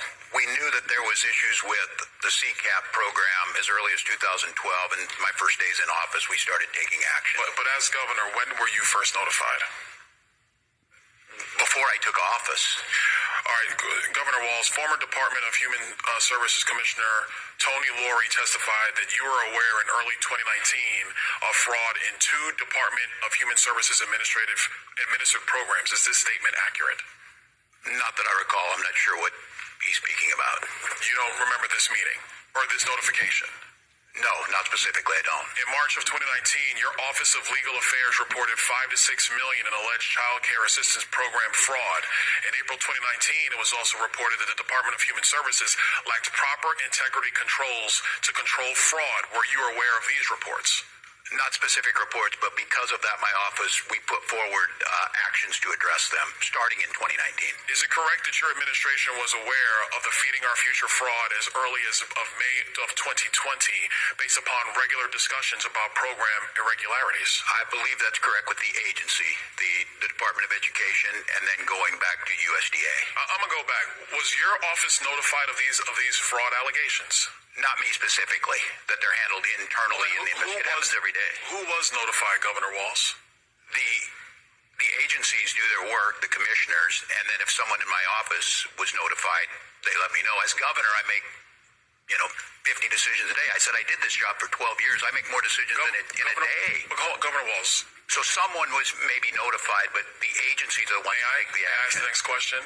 We have it under sworn testimony in the Oversight Committee that your former chief of staff was notified directly by these various commissioners about the fraud in Minnesota. That could be correct. So are you saying that your chief of staff didn't notify you? I'm saying I don't recall whether he did at that time or not, but we took action. So I'm assuming when we put our budgets together based on that, we put a package together for that legislative session. Let's talk about budgets, Governor Walz. Feeding Our Future went from $307,000 in 2018 to $199 million in 2021. Are you aware of this increase in budgetary costs from Feeding Our Future? Not specifically, but I know it increased during the pandemic. The Housing Stabilization Services went from $27 million in 2021 to $105 million in 2024. Are you aware of this increase, Governor Walz? Not specifically, but I know it increased. Autism centers went from $24 million in 2019 to $342 million in 2024. Are you aware of that? Not specifically again, but yes, we know the budget's increased. Integrated community supports went from $4.6 million in 2021 to $170 million in 2024. Are you aware of that? Again, not specifically on the numbers. He'll make it like he don't know nothing. Governor Walz, you have to submit a budget to your legislature every single year, like every governor has to do. If you're not aware of these increases, what was your office Everyone doing? is balanced. My budget is about $72 billion. It involves 23 agencies. Florida's budget's $115 billion, sir. But what were you doing if you're seeing program increases like this amid allegations of fraud in your state? Action was being taken on these starting back in 2019. If it's seen, Can you describe the action that was taken in 2019? Sure. In 2019, I'll go to the first things that we did on child care assistance. We lowered the standards on proof of administrative fraud disqualification. Whoa, you lowered the standards? Lowered Lowered the the standards standards. for proof of administrative fraud. The standards where we had to prove it were so high it was impossible to try and do it. So we lowered what it took to show that fraud was happening. And what did you do with the results of lowering the standards to prove fraud? What did you do? Put 79 people in prison and But Governor Walz, the fraud continued to increase. It increased under your tenure. Do you acknowledge that? did the numbers increase? Yes. And I tell you, when you catch people and prosecute them, it shows up at the fraud increase. I would tell you, Congressman, but if because you're not hearing about fraud doesn't mean it's not I got 50 happening. seconds, Governor, and I don't want to get into a fight with you, but let me move quickly to the Lieutenant Governor. Peggy Flanagan's your Lieutenant Governor. Is that correct? That is correct. Does the Lieutenant Governor go on the ticket with you, or are they elected by themselves on a ballot in the state of Minnesota? It's on a ticket. It's on a ticket. Peggy Flanagan essentially works for you. She has an independent office. She's a constitutional officer. She's on the ticket, but she is independent as a constitutional You officer. could ask for her resignation at any time. Is that correct? That's typically how it works with lieutenant governors. Yeah, but she's a constitutional officer. I don't believe that's happened in Minnesota. Peggy Flanagan is, there are accusations that she was intimidating whistleblowers. There was a meeting on April 12th of 2024 where she went on stage and publicly denounced whistleblowers in the state of Minnesota, calling them losers in their mother's basements. Is this the type of treatment that your administration allows for whistleblowers in Minnesota? I'm not familiar Are with you that. aware of any intimidation of whistleblowers in the state of Minnesota? None. There are 30 whistleblowers who have given letters to this committee on the record saying that they have been subject to intimidation by your administration because they were trying to stop the fraud in Minnesota. I encourage them to go to the OLA and the independent sources in Minnesota that are... The OLA, you're the governor. No, the OLA is the independent... But sir, you're the governor. Why don't you take responsibility for what's going on in your state? We do take responsibility. None of those people, I'm telling you, I have no knowledge. But you lost billions of dollars of American taxpayer money in the process, Governor Walz. We prosecuted these people, Congressman. I think Florida has fraud. I would argue that the prosecutions have largely come from... No, Tim didn't.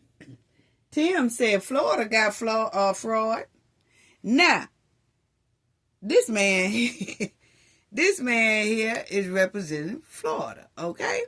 Now, Tim gonna holler, Florida got fraud. We ain't talking about Florida. We talking about Minnesota. Stop trying to beat around the bush. Stop trying to throw blame. Talking about, well, Florida got fraud. So, they ain't got to Florida yet. They working on Minnesota. Where your 19 bill at? That's what you answer. But anyway, family, y'all see that he just said that Tim's lieutenant governor was also, this is what he say now, was also intimidating whistleblowers. So really, even if Tim Walz resign and the lieutenant governor have to step in, hey, it sounds like she ain't worth a nickel either because she in on the mess too, according to this man right here. Wow. Amazing. The federal offices, that's not how opposed this to the state works. offices. You know that we refer... What do you mean that's not how it works? It's exactly how it works. They're partners. They partner together at BCA. Is the Attorney General allowed to investigate fraud and prosecute fraud in the state of Minnesota without the Department of Justice federally? Are you allowed to do that, Attorney General Ellison? Yes, and we do prosecute Medicaid. Yes, and we do prosecute Medicaid fraud all the time. We've prosecuted over 300 people. Apparently not enough, because Minnesota's rife with it. I yield back. Gentleman yields back. Wow. And Keith always talking about, yeah, we investigate Medicaid fraud. No, man, you supposed to investigate any type of fraud. But he's saying he can't investigate any other type of fraud besides Medicaid unless the governor or someone else asks him to. So once again, he is pushing that blame off on Tim Walz and the other people. Agree on that. We might not agree on much, but we could probably agree on that. And I heard you talk earlier about working with federal partners. There's a lot been discussed here about fraud of various kinds, but I want to talk about something that seems to me, quite honestly, Okay, now check this out, family. This man here is talking about not only is Tim fraud bad, but they are giving out CDLs to illegal immigrants. And this particular truck driver here was an illegal immigrant driving on the wrong side of the road. He was going on traffic, almost caused a terrible accident. So check it out. And they said this just happened a couple of months ago. Check it out. Duty, or certainly a huge lapse in judgment. You were governor in October of 2023, right? Just want to make sure we're on the same page here. And you signed the Minnesota Driver's Licenses for All Act. Is that correct? That's correct. That's correct, right? So, now, look, I'm not going to hold you to knowing every single thing in these laws. There's a lot of paragraphs and wording and so on and so forth, but under your law that you signed, it prohibits the disclosure of information contained in the license or identification card applications for enforcing Title 8 of the United States Code. Just to make sure, are you familiar with what Title 8 deals with? I'm not specific. Okay, so it deals with immigration, nationality, and aliens. Particularly, the law that you signed eliminates the requirement for Social Security numbers or proof of lawful presence. And furthermore, it's a violation under Section 14.4 of your code for anybody to research that. As a matter of fact, immigration status is classified as private under Section 13.18. So literally, the federal government, your partner, as you said, we work with our federal partners, can't use that driver's license information regarding people that are here illegally. Now, check out what he just said, family. Tim Walz and them have it now to where if the feds try to go look up and see who are allowed to have, illegal immigrants are allowed to have license or CDLs, it's blocked where the feds can't see it. Okay, so they have no idea of knowing if this person is supposed to be on the road or not. For instance, like this truck driver here, he got his license from Minnesota, a CDL that was just given to him because he didn't take no test, family. They said when he finally did get pulled over, luckily he didn't fatally hurt anyone at all. But when they pulled him over and he had that bogus ass CDL license that's from Minnesota, it's a real license from Minnesota, but he wasn't supposed to have it, okay? But when they called it in, it's blocked. It won't tell them if this man supposed to have license or not supposed to have license. So Tim them have it blocked. And he was driving in a whole nother state. He wasn't in Minnesota. Now, he had the Minnesota driver's license, bogus driver's license. But when he was driving onto oncoming traffic, he was in another state, Missouri or something like that. It's going to say it in a minute, family. So, check it out. That's what he's talking about. I don't understand the connection between the driver's license and the immigration piece, I guess. Well, they can't, because, let me make the connection for you. According to the Secretary of Transportation, 1/3 of Minnesota's non-domiciled commercial driver's licenses were issued illegally. Were issued illegally. Do you have a video ready to play for me? This is the video, family, that he was showing the truck on the road. Mr. Governor, this is what happens when you issue driver's licenses to people illegally. He is on the northbound lanes of 61 going... Y'all see? He on the northbound lane, family. This truck, 18-wheeler, is on the interstate northbound. You see the cars, the truck, it's another car on the side of this truck. Is coming this way. This truck is not supposed to be on that side of the road. He's supposed to be on the other side of the road. But because he don't understand English, don't know English, he didn't even know that he's on the wrong side of the road until he sees the oncoming traffic, which could have been very dangerous. But these cars hurried up. Like, this car couldn't really get over because the other car was there. But that car on the other side hurried up and went over on the side bank. And then this car went over on the side bank. They both was okay. But this truck then kept on trucking. Wow. So that's what he's showing the video of. Unbelievable. The wrong way. You can see... He's going the wrong way. 61. He's in the northbound lanes on Highway 61. Look at this. Over there. And thank God, I don't know how much that thing weighs, 60, 80,000 pounds, 60 miles an hour. 18-wheeler, you can cut the video. He was licensed in your state under a law that you saw. Now, here, family, you will see that the truck driver tries to turn around in the middle of the interstate. This happened a couple of months ago. There was another video we did about 3 months ago, family, that illegal immigrant was driving an 18-wheeler. Y'all remember we talked about that story. That truck driver turned all the way around in the middle of the highway, but that one caused a lot of terrible damage where some people lost their lives. This one here, he turned in the middle of the interstate because he realized he was on the wrong side of the road, but when he turned and almost caused a massive accident, okay? But then finally, the state troopers of that state, Missouri, pulled him over and realized he was illegal immigrant. That license that he had came from Tim Walz's state. And he really wasn't supposed to have it. And they put him in jail. And finna be deported, basically. Yeah. So,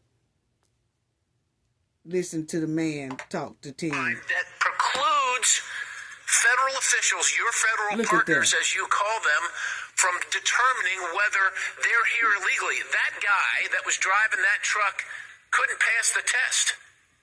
He didn't pass the test out on the road. There's another video, I'm not going to play it, but there's another video of a guy here illegally turning a truck like that around in the middle of a highway where people lost their lives because they were decapitated when they went underneath it. That's what happened. So my question for you is, this should be easy. What are you going to do to rectify the law that you signed that allows people here illegally to get a CDL? That tape was in Missouri, not in your state. Look, if you don't want to protect the people in your state, I guess that's your business and the business of your voters. But that driver was driving in Missouri. Yeah. And if he'd have hit a bunch of people, quite honestly, to me, you could have been held liable. Well, Congressman, first of all, Minnesota ranks in the top 3 safest states by highway data. We don't care nothing about that, man. Answer the question. From the Department of Transportation, highway safety, we have the 3rd. We want everybody on our roads to be licensed. So are you saying based on that you're okay? I'm not okay with that. I'm not okay with you or I speeding. I'm not okay with DUI. But you signed this law that allows for that. You signed it. And you're going to do nothing about it? I can't speak to the specific on the CDL. What I can tell you is... I can't. Now, he's telling Tim, you signed this law for your state to allow illegal immigrants to just get a CDL without any test, without any driver license, without knowing English, without studying the book, all of that. You signed that. You signed that into law in your state. But now that they are questioning him about that and showed him the type of person he allowed to have this bogus CDL, Tim don't want to talk about it. See, this is what I'm talking about. This is what I'm talking about. But if we get caught on the road, family, without the proper CDL and we are driving an 18-wheeler, we'll go to jail quickly. If we was driving an 18-wheeler through Tim Walz's state with no right CDL license, they'd put us in jail over there in Minnesota. But he issued those type of license anyway. But see, we ain't the right type of people. We are abiding citizens. Yeah, we go to jail if we get caught with it. But in Tim's state, no, illegal immigrants, I signed for them to do that. What? Oh, wow. Referenced your law. It says House of Representatives, State of Minnesota. And I know there's a lot of words here, but I reference exactly the sections that allow for this to happen and preclude federal enforcement regarding immigration and the illegality of people receiving CDLs under your state's Driver provisions. safety and immigration are 2 separate things. Anybody, had that been a citizen or not, it's still tragic, it's wrong, we shouldn't do it. What I'm telling you is in Minnesota, we have the 3rd safest roads in the country. So you're good. So you're good with this practice. I'm not good with that. It sounds like you're good with it. Because that's what's happening under your law. Well, I can't speak to the specific on if it's an outlier. We give license to people who eventually Wow. get DUIs after we issue. That happened last month. This is March. That happened a week and a half ago. Yeah, wow. Familiar. That's wrong. And look, you're not going to do anything. Sure, we're going to do. What are you going to do? Traffic laws. What are we going to do? Was this person arrested? I sure hope so. Well, that's good. Yeah, they were. But he was licensed in your state under your law that you signed about a year and a half ago. Every day we give licenses and people speed. So we ticket them and try and stop that. What I'm telling you is I don't understand the connection between... He's here illegally. He can't read, and he got a license under your provisions, and he's driving all across the country, imperiling everybody else. That's the connection. I can't speak. Thank you. The data shows Minnesota is one of the safest driving states in the country. I don't know what to tell you. Wow. I don't know. And the sad part, family, is we just heard Tim Walz not take accountability for that. How trifling. Or a coach. She asked you about whether or not you did enough to stop the fraud. Do you remember that interview, Attorney General? Congressman, I gotta admit that I don't remember the details. Can we play the video, please? So, to refresh Mr. Ellison's memory. Are we ready to? It may take us a second on that. I'm sorry. Okay, I'll just tell you what you said when she asked you if you'd done enough to stop the fraud, and she mentioned the $9 billion. You said, "Of course we have done enough. We're doing more every single day. This is a political matter. This is not a serious thing." Do you remember saying that, Attorney General Ellison? I remember the conversation. What I remember was that I was lamenting the politicized nature of this very serious problem. You said it's not a serious thing. So now you're saying fraud is a serious thing. Okay, well that's not what you said on CNN, Mr. Ellison. You said this is a political matter, and this is a quote. This is not a serious thing. So I notice you're changing your tune now that you're before the House Oversight Committee. I would have. Do you understand, Mr. Attorney General, why this adds gasoline to the fire when Americans are so frustrated with this government for their out-of-control spending and the amount of money they pay in taxes, and then to see $9 billion of it, an estimate of $9 billion getting stolen of their taxpayer dollars and being used to fund cars and vacations and homes and even fund terrorism? Do you understand how statements like that throw gasoline on the fire, sir? Congressman, I believe that you are mischaracterizing what I said. So no, I actually read you the quote. I'm not mischaracterizing it at all. Ready if you still want it. It's up to you. Yeah, let's play it, please.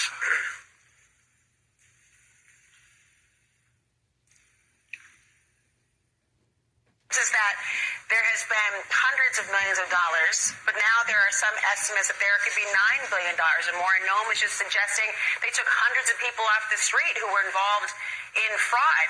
Are you confident your office has done enough? Of course we've done enough, and we're doing more every single day. This is a political matter. This is not a serious thing. Wow. So how are you going to sit here, Attorney General, saying I'm... So he just played the recording for Keith, since Keith act like he don't remember saying that. And when he heard himself saying it, now you want to come up with something else. Mischaracterizing. I read word for word your quote. I then showed it to the entire dais, the entire audience here today. How are you going to sit here and say that I mischaracterized you? Congressman, I believe you mischaracterized me because clearly what I was referring to by not serious is that the serious issue of fraud is being politicized and converted into a political weapon. That is not a serious matter in my view. That is something that I believe all of us should take seriously, but we're not taking seriously enough. So, sir, I would say very clearly, fraud is a odious, horrible, malignant thing, and that's why it should not be turned into a political weapon, but we should come together on a bipartisan basis. The reason it's becoming political, sir, is because of statements like that when confronted with the $9 billion of fraud in your state as the top cop in your state that you're clearly not doing enough to address. I want to move on. Reverend Tolagard, you said in your opening statement that today's hearing is about fraud in Minnesota, quote, unquote, which is serving as a pretext for the terror the federal government has brought to the people of Minnesota. This fraud has been used as a rationale for deploying 3,000 federal immigrant enforcement agents. So you hear what he's saying, that this preacher was saying at the beginning, that people are using this fraud for a cover-up to bring destruction to Minnesota, okay? She was just, I told y'all how she was talking, okay? So he going in on her now. To our state. Did you say that, Reverend? Yes. This is absolutely false. These federal agents were actually brought in to the state of Minnesota for a very specific operation to remove illegal alien criminals. It wasn't because of the fraud. That's being handled under a completely different agency and ICE and everything else. That's the U.S. District Attorney, okay? Did you know that? The administration has linked all of these things together. Well, they've linked the fact that you guys supported an open border that let in $15 to $20 million, and some of the fallout from that is fraud, like the $9 billion we're talking about today. Some of it are the rapists, the gangsters, the people that are committing fraud. They're burglarizing people, they're carjacking people. It's all kind of linked together. It's also linked to the SAVE Act, which many of you guys and my Democrat colleagues don't want to vote for, even though 83% of Americans support it. It's all linked together, but that's not what this operation was about. So you're bearing false witness in this hearing today, because that's not what that operation was about at all. What I'm here to talk about is the suffering of Minnesotans at the hands of federal agents, including children and their parents, and the great devastation and harm that it has caused across our state and across our wonderful communities. Have you spoken out about Lake and Riley or any of the American victims that have been raped, murdered, or killed by these illegal aliens, Reverend? I didn't think so. I yield back. Gentleman yields back. Now, Charlie. And see, that's what I'm talking about. This reverend here was talking about, I heard her, how all this by the feds investigating fraud and by ICE picking up illegal immigrants. She's here to talk about how bad that is. But what the man asked her, have you ever talked about the people who has been R-worded in your state? It's a lot of them. Have you ever talked about that? She couldn't answer. He asked her, have she ever talked about how they have deleted, illegal immigrants has deleted so many people inside their state? Have she ever preached and talked about that? She couldn't answer that either. So see, this is what I'm talking about.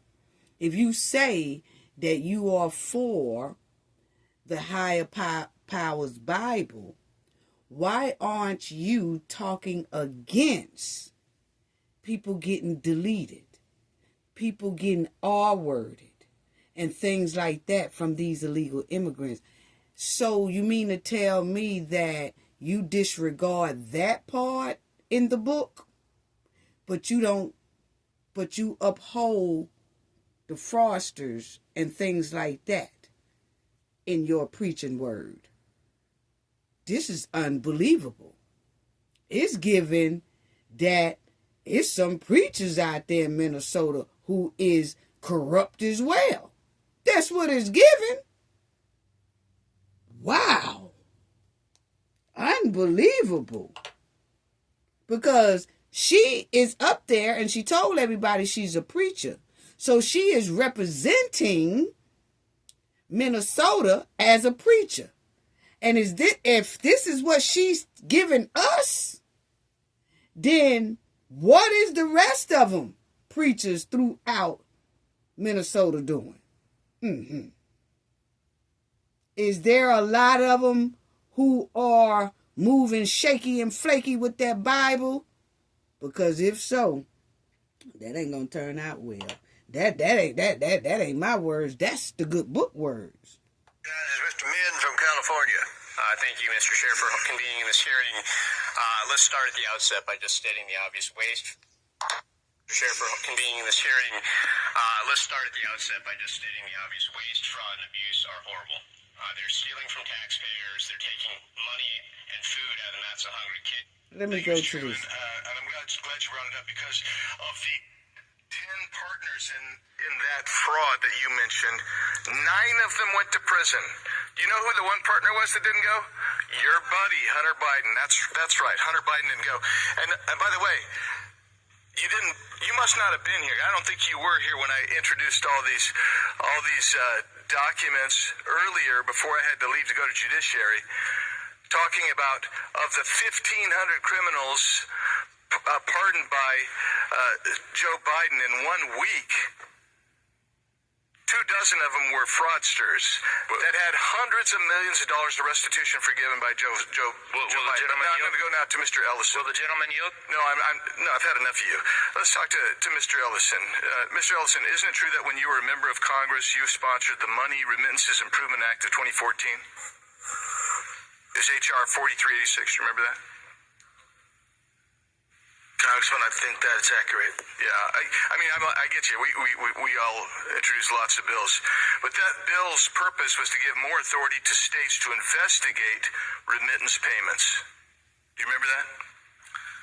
Congressman, I believe that the purpose of that bill was to facilitate financial transactions for Minnesotans who needed them. Well, in reality, you shifted remittance payment investigations to the states, and that was supported by the Somali American Remittances Association. You may not remember that, but that was. Congressman, could you remind me, did that bill ever pass? As H.R. 4386. So it was supported by the Somali American Resistance Association, and it was so important to you. You said, quote, "This is a great day for diaspora communities around the country, including the Somali and Hmong communities." And that's something you said, and we know that the Somali population in Minnesota supported that bill.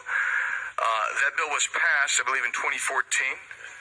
Minnesota started identifying large numbers of remittances payments going overseas.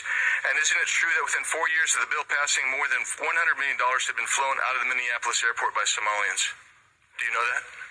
I don't have the information on that. And then over the last 2 years, the TSA has identified over $700 million being flown out and linked to Somali travel. Are you familiar with that?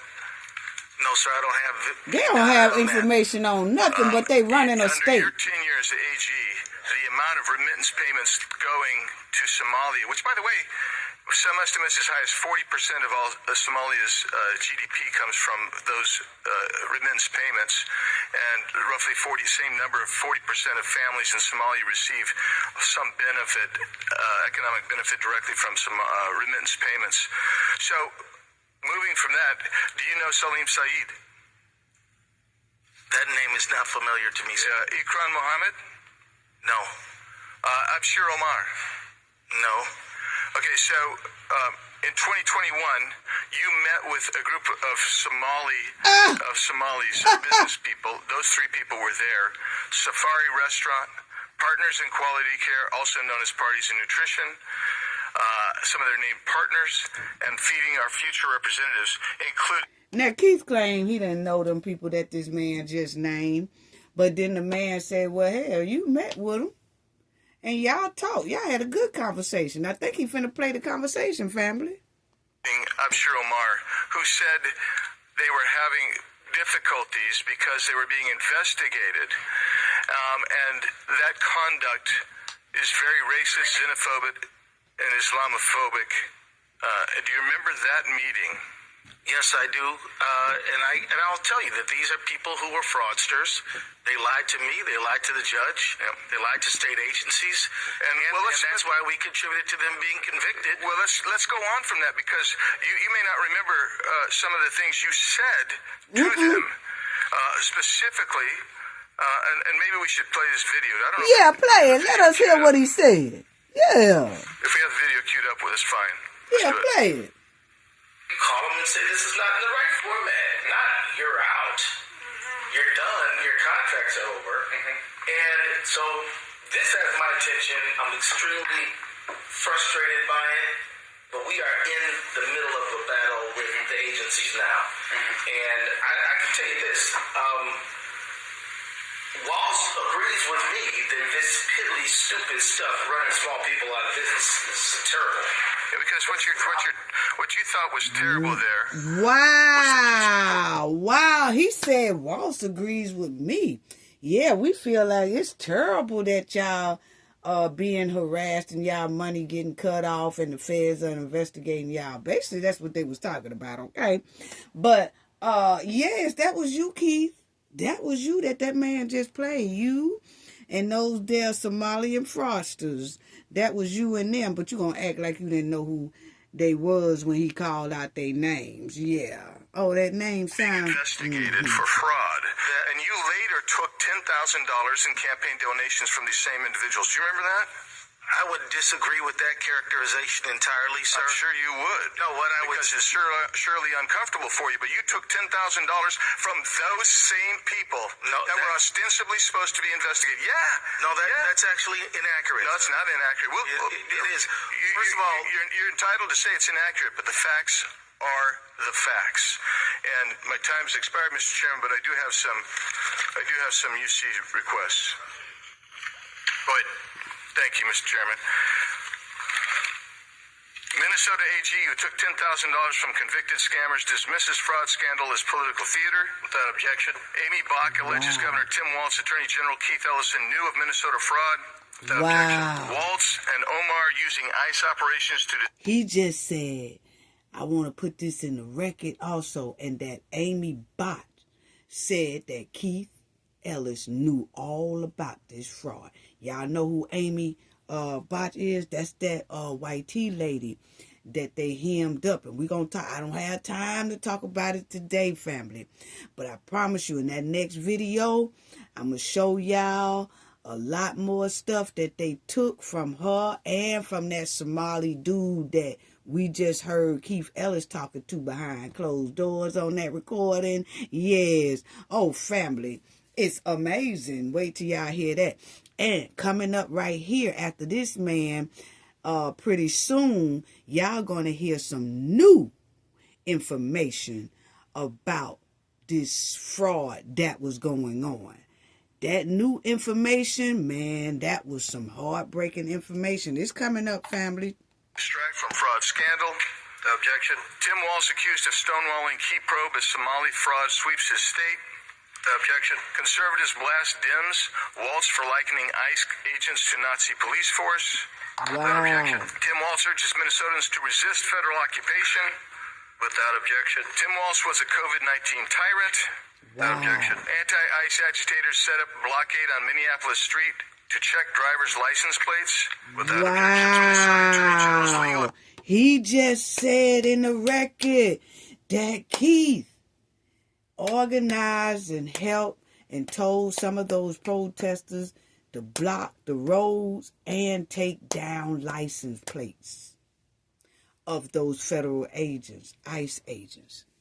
That, oh, wow, that's powerful. Opinion could threaten some county that's agreements what they with saying ICE. now.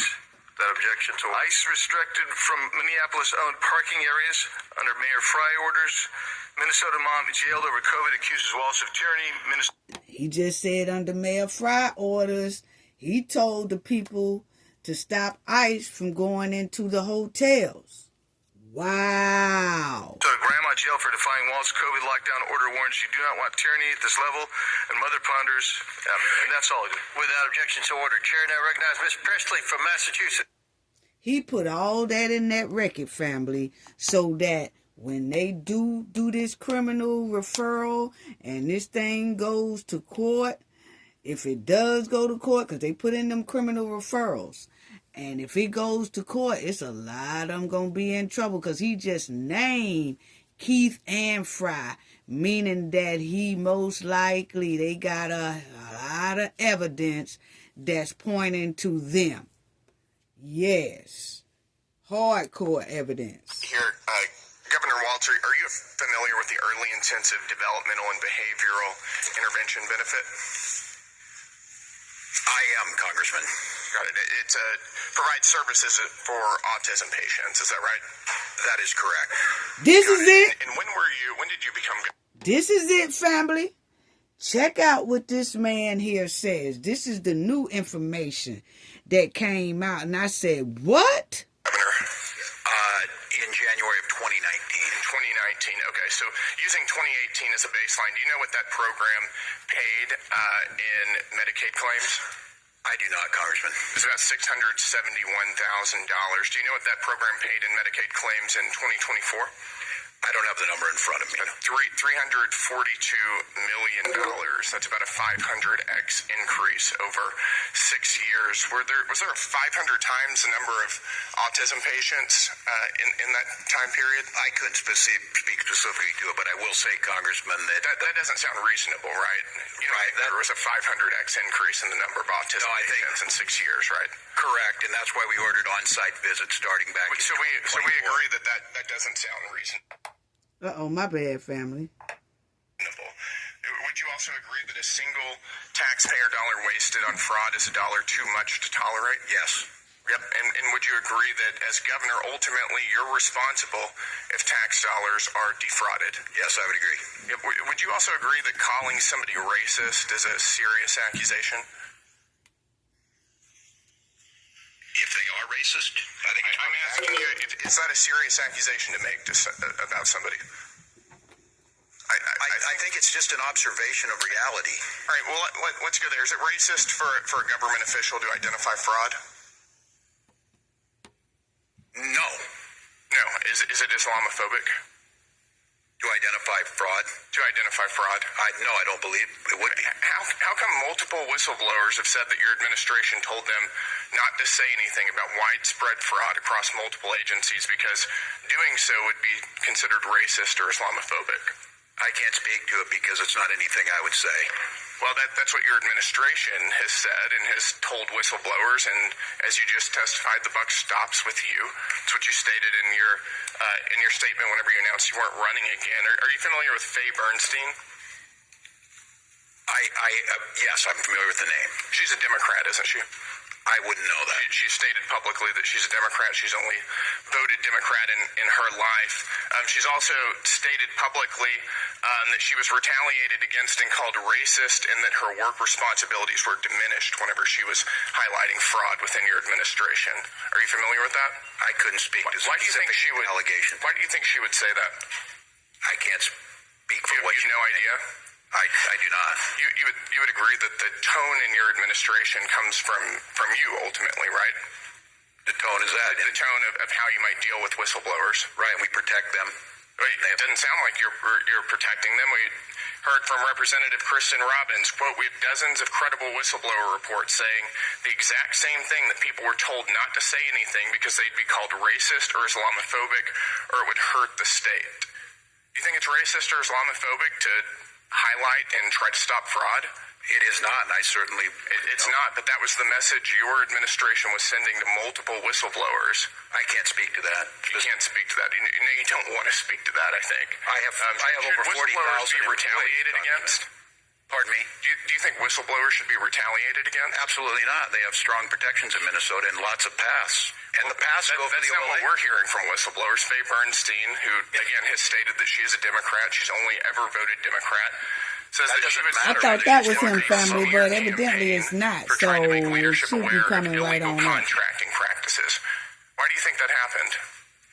I can't speak to that, Congressman, because we don't do it. And you don't know anything? I do know that we have strong whistleblower protections, and I can't speak. That's not what the whistleblowers are saying. According to another report, quote, "There's just a continuous effort to stifle you, to shut you up, and it's impossible to overcome."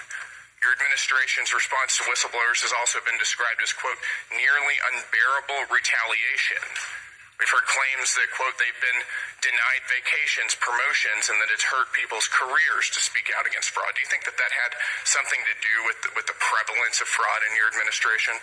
I can't speak to it, but are you going to take responsibility for this? I supervise 40,000 employees. State agencies you have their own. You supervise a lot of employees, and as you have said, the buck stops with you.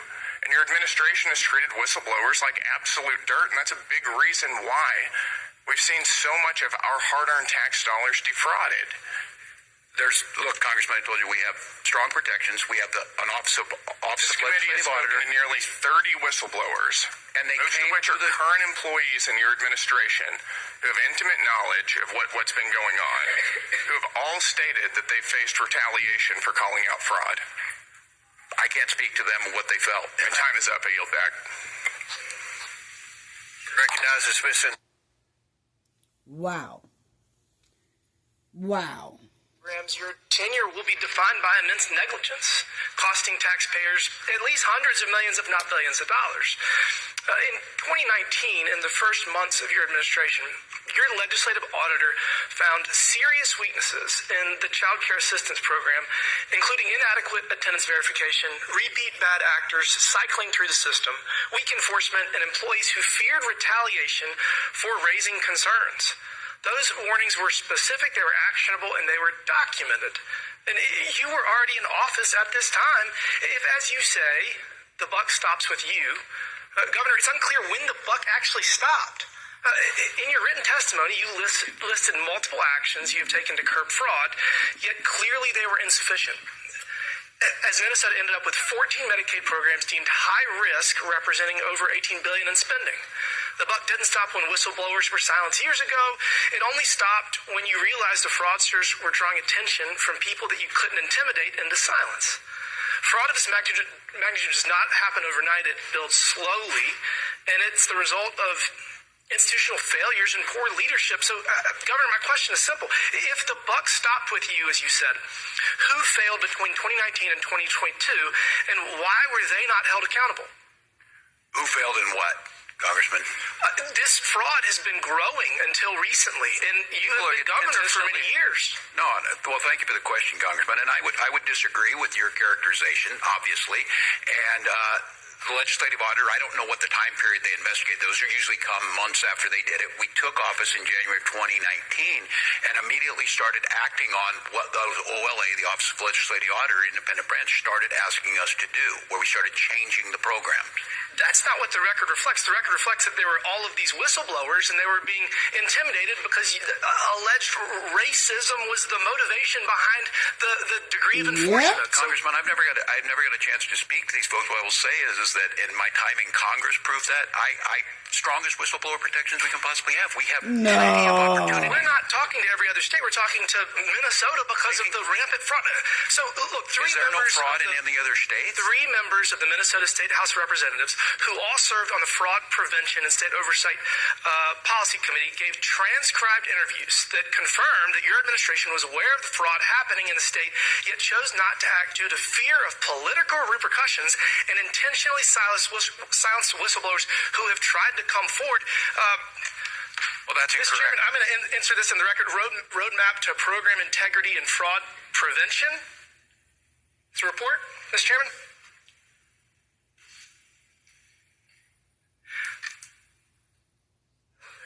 Thank you, Mr. Chairman. This report relays that several current and former Department of Human Services employees have described messaging from DHS leadership that emphasize compassion over compliance. So the former leaders have said that DHS should be guided by 70% compassion and 30% compliance. And then in 2023 DHS public presentation, leadership encouraged employees to embrace a 60-40 mindset. Again, that's 60% compassion and 40% compliance. I want to have as much compassion for people that need social safety nets. Like, I want to have 100% compassion, but we also have to have 100% compliance or work as hard as we can to get there. And as you sit here today, and after acknowledging how widespread and pervasive fraud is in Minnesota, how should your state employees prioritize program compliance? What is your message to people now relative to this compassion compliance ratio? Well, I think I agree with you on this, Congressman. I don't think it's an either or choice. We need to make sure we're not going to stop these programs. We're not going to stop being the top state for children in the country, but we need to make sure if we're going to continue those programs that we need to have fraud prevention and program integrity in. So I agree with you. It's not an either or and it's not a percentage. In order to give the benefits to the people that need them most, we have to be good stewards of tax dollars. That's right. And for every dollar that is stolen through waste, fraud, and abuse, that is a dollar that cannot go to people that need it most. So we need to prioritize compliance, make sure that we have the least amount of fraud possible. And with that, Mr. Chairman, I yield back. Thank you. I agree, Congressman. Gentleman yields back. And here it comes, family. This is the one where the new information of fraud came out. Waltz, do you know who Janelle Sky Hansen is? Check it out. I was going to ask you, Mr. Chairman, I seek unanimous consent to enter into the record article from CARE 11 titled CARE 11 Investigates Check it out, fam. Evicted Homeless Paying the Price for Minnesota's Fraud Crisis. Without objection, so ordered. Thank you, Mr. Chairman. Governor Walz, Janelle Hansen, who goes by the name Sky, has autism. In June 2025, Sky, who was living in an apartment paid for by Integrated Community Supports, was evicted by police because her caregivers, American Home Health Care LLC, who were subletting her apartment, stopped paying their rent. This provider claimed to provide this woman with 12 hours of daily individual services and billed ICS on an average of nearly $12,000 a month when she only interacted with them 2 hours per day. Because of this fraud, the woman has been homeless for 8 months. In fact... Wow. So check it out, family. the Somalis had put this lady really does have autism, and she went to the fraudster place that she thought was legit, and then they sublease her apartment, right? So meaning that they must be running these apartments as well, like saying, okay, since you have autism, we're going to help you with your rent, we're going to help you with this, we're going to help you with that. So she joined that little bogus thing, but she didn't know it was bogus. Now they just billing Medicaid at an autism thing. They just saying they billing for her autism. But he's saying, the lady said she didn't see them for probably about 3 hours, a month, or a week, okay? But they also wasn't paying her rent for her like they say they was going to do. They was billing all type of federal funding and stuff saying they paying this lady's rent. Really wasn't. So that was putting her behind, and the lady with autism got put out of her apartment because of that fraud that they did on her. And he just said she was without a place to stay. She was homeless for 8 months because of what they did.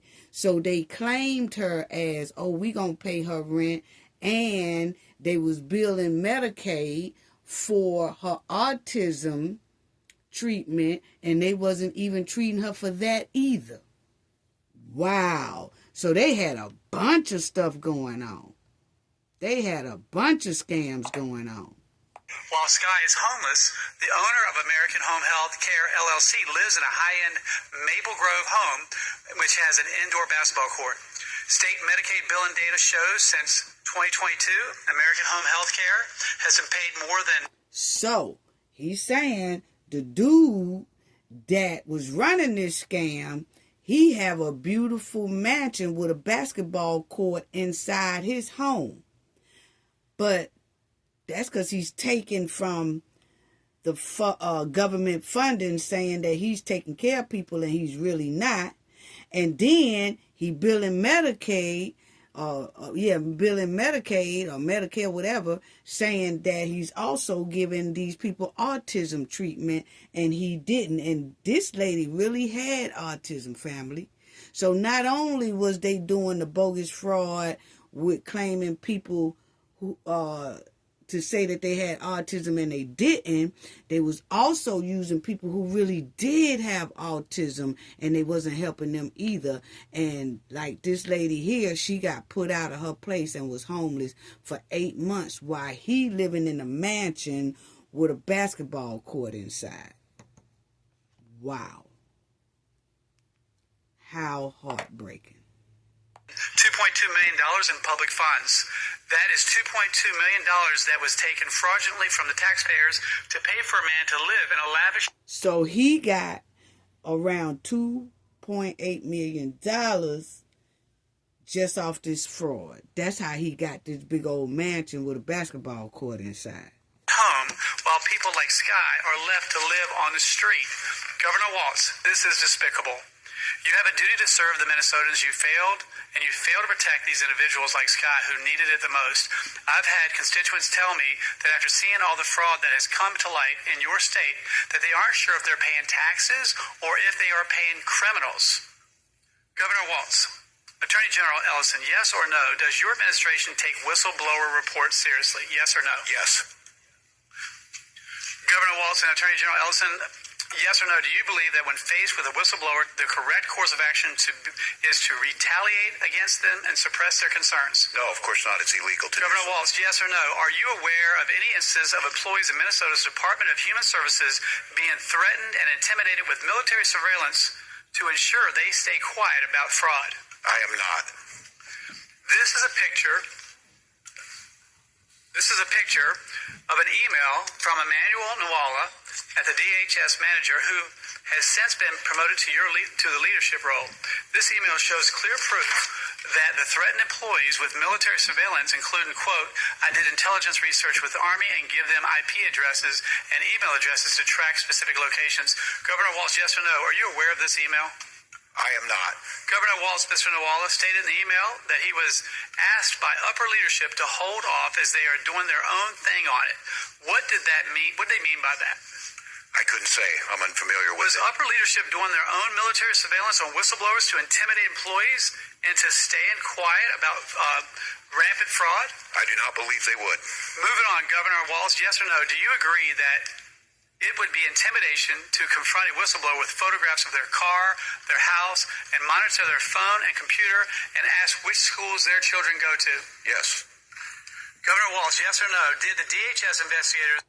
Now, they said that they was intimidating the whistleblowers hard. Say they was getting their names. They was putting them under secret surveillance so that they can approach them and kind of intimidate them about they better not open up their mouth. They was monitoring their computers and all that. Wow. Direct you to participate in these intimidation attacks against whistleblowers. Could you restate They the was question? doing all that to Were you whistleblowers? directed to intimidate these whistleblowers? Of course not, no. Governor Waltz, who is Shireen Gandhi? She is the current commissioner of the department. In her transcribed interview, Ms. Gandhi confirmed that DHS used outside entities to investigate DHS staff. Governor Waltz, I think it's clear to the American people that your administration didn't take whistleblowers seriously and even further cultivated an environment of fear to intimidate employees from going public with the truth about the rampant fraud in your state and under your failed leadership. Governor Waltz and Attorney General Ellison, your incompetence and inaction to stop pervasive fraud when you were first alerted was not only defrauded taxpayers of $9 billion, but you have also failed to protect those who truly needed these services, such as Sky. Because of your failed leadership, that woman was evicted from her apartment and homeless on the street for 8 months. Leadership matters. Now, Governor, you abandoned your troops before deployment. Right before they deployed, you told your law enforcement not to cooperate with federal agents, which led to a lot of the problems in your state that you don't see happening around the country. And you abandoned Minnesota by allowing this fraud to continue. And so I understand I'm so glad that you have decided not to run that's untrue. for re-election as governor. With that, I yield back. Congressman, did you do 24 years in the military? Because I did. So? Was that not long enough for That's you? not what we're talking about, man. That man did time in the military, too. Now, I don't know why Tim Walz brought that up because, matter of fact, I'm kind of glad he brought it up that he served this country in the military and he still allowed for outsiders to come in and dupe the United States. He, out of all people, should have had the utmost respect for the law and for our tax dollars not to get duped because he he said he was in the military and he did defend this country. Salute to him for that. But my thing is to have that type of strong background, you still let these people dunk us out of 19 bill? And, matter of fact, this man here also served in the military. So he didn't even answer Tim Walz because, yes, he has spent time in the military as well. That was, Tim just brought that up because he didn't want to answer the question and he felt bad about what he was hearing. No one's discrediting your service, but I think they're discrediting your ability to lead your state and protect against fraud, sir. So if that, Chairman, I'd like to have my time. Ms. Luna from Florida. Thank you, Governor. Chairman, I would ask my line of questioning is not for you. Please do not interfere with the witness this time. It's for your attorney. He didn't ask a question, so it is Ms. Luna's time. Thank you. Wow. I've already sent criminal referrals to Attorney General Pam Bondi recommending that both Governor Waltz and Attorney General Ellison be investigated. And you see, she just said she sent criminal referrals for them to be investigated. That's a lot right there. Wow. Wow. Prioritize compliance, make sure prioritize Integrity in. So I agree with you. It's not an either or. Hold on, family. Yes or no, do you agree that It would be intimidation to confront a whistleblower with photographs of their car, their house, and monitor their phone and computer and ask which schools their children go to. Yes. Governor Walz, yes or no? Did the DHS, yes or no? Do you agree that? Seems a little sus. Aside from that, though, you're telling the American people essentially that maybe you didn't know about it when dozens of your own employees were afraid as being labeled as racist or Islamophobic if they stayed silent. And so I just want to be clear about something. You stated and you agree that anyone should be investigated based on, regardless of their background. But the fact is that your own employees came forward and were actually afraid of actually looking into that fraud because they did not want to be labeled as Islamophobic or as maybe xenophobic. So you dismiss this, as President Trump said, as politicizing the issue when $9 billion is not a political talking point. It's an embarrassment. The American people see what's going on, and this is fraud. I would say, and I would also advise the Attorney General to look into our criminal referrals. I do not believe that you guys could say that you didn't know what was happening because, frankly, even if, let's say, giving you the benefit of the doubt, you might not have known, you guys still chose to turn a blind eye to it. Thank you, Chairman. I yield my time. Gentlelady yields back and Wow. Mr. Chairman, Governor, you have served as governor of the state of Minnesota for nearly 7 years. Why did it take you until 2023 to launch an investigation under an inspector general into this massive fraud that's been uncovered? I don't believe that timeline's correct, Congressman. As I said, we were making changes, and this has been being worked, and these cases have been brought forward years before. But your administration did hesitate for years to fully investigate this fraud. Was it because you were concerned about you're the de facto leader of the Democratic Party of Minnesota as a governor. Were you concerned about the political consequences within the Minnesota Democratic Party's voter coalition? Did that lead to you making that mistake? Because trying to listen to the answers today and come up with a conclusion as to why you would turn a blind eye to this for so long when so many people from your partners in government across the aisle, but also people at the street level, saw this fraud going on in plain sight. Well, we did not, and I know that the rest of the country saw this recently. And what I would ask you, Congressman, is what benefit would there be to that? Just assume there's no ethics involved, which I have a long history here of doing that. There's certainly no benefit in taking money from programs that I've advocated for that make Minnesota the best state to live. And so we worked it from the beginning. And look, these folks continue to move. They're a moving target. We went back to the legislature asking for more tools. We went back last year and asked for more tools. And now what's great is Republicans are actually supporting those things that we put forward. So Governor, Republicans came to this committee last month and testified the fact that they've been trying to get people's attention in power in Minnesota for a long time. I would disagree with their characterization. Well, so you state that unequivocally there was no political consideration based on constituents in the Democratic Party. Absolutely not. A blind eye. Now that's interesting, that Governor, because your first reactions in December 2025 were to call taxpayer conspiracy theorists and dismiss concerns about the $9 billion in fraud as white supremacy. And on December 23rd, you stated this is what happens when they scapegoat, and this is what happens when you no longer hide the idea of white supremacy. You immediately went there, and I believe I was speaking about the ICE invasion and Metro Surge. I'm unfamiliar with where you're quoting from. This is when this fraud was uncovered. Knowing now that those people were correct, would you apologize to those constituents for classifying them? I'm unfamiliar with what you're asking for. I've heard today attacks on the Somali community that I would view as racist thrown at the Somali community. Okay, Governor, I understand you need to deny and deflect, and your stories are pretty legendary at this point. But while you were looking the other way at fraud that took place on your watch, you and your ticket mates in the Democratic Party in Minnesota get somewhere between 80 and 90% of the vote in Somali-heavy precincts. In your election, re-election, the gentleman sitting next to you won his last election by a mere 21,000 votes. It seems to me, in conventional wisdom here, would be that you were willfully ignorant to these crimes in return for a community support. That's totally false, Congressman. That accusation is totally false. I won by, 10 points. hundreds of thousands of votes. He won by 21,000. Should have won by no That point. accusation, throwing that around, we came here to help and work with you to try and find solutions to fraud. We're talking about $9 billion in fraud. Your entire state budget's only $65 billion. I mean, this is a massive. You have the spreadsheet on that, Congressman, on the $9 billion? You've rattled off about 10 different numbers today. You clearly don't have a handle on the numbers either, and you need a serious accounting effort in the state of Minnesota right now. Okay, Congressman, I've given you the numbers. It's my time, not yours.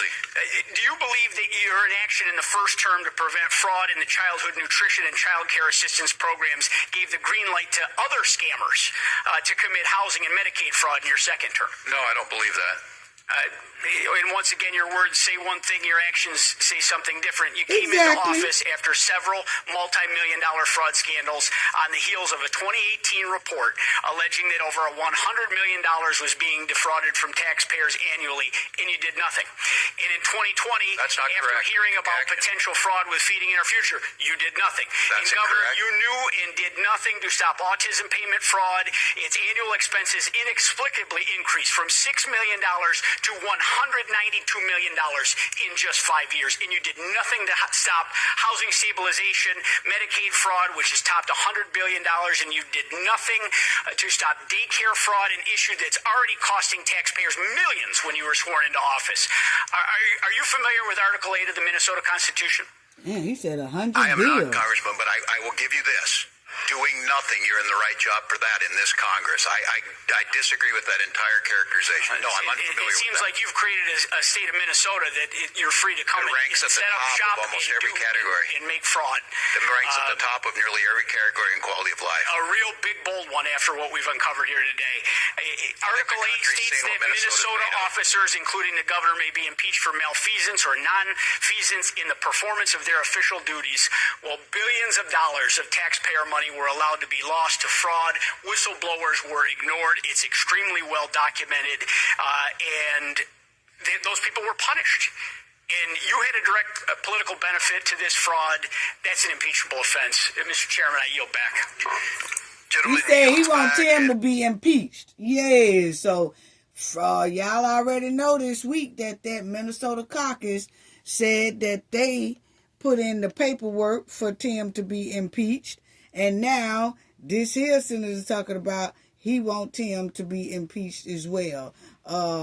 It smells like skunk meat by Tim and Keith. They whole story, testimony, everything smell like skunk meat. Yes, it do. Now, check out this lady, and I think she's the last one. General Ellison, you have presided over one of the worst government fraud scandals in American history. This was money intended to feed hungry children, help kids with autism, provide food and shelter and health care to the needy, and more. You both allowed billions in these American taxpayer dollars to be pillaged and plundered by Somali pirates. You knew this was happening. You chose to do nothing about it, and in some cases, you even enabled it. Attorney General Ellison, you even profited from this fraud by taking campaign donations from these Somalians after pledging to help quash the investigation into them. I find your behavior despicable. My questions this morning, my first go to Governor Walz, and I hope you learned some lessons from your last hearing with me on the Oversight Committee. Have you learned anything? I did, that if I didn't speak up, 2 of my people would be dead, Congresswoman. And I warned you. Okay, Governor Walz, what is a woman? Have you learned that lesson? Do you know what a woman is?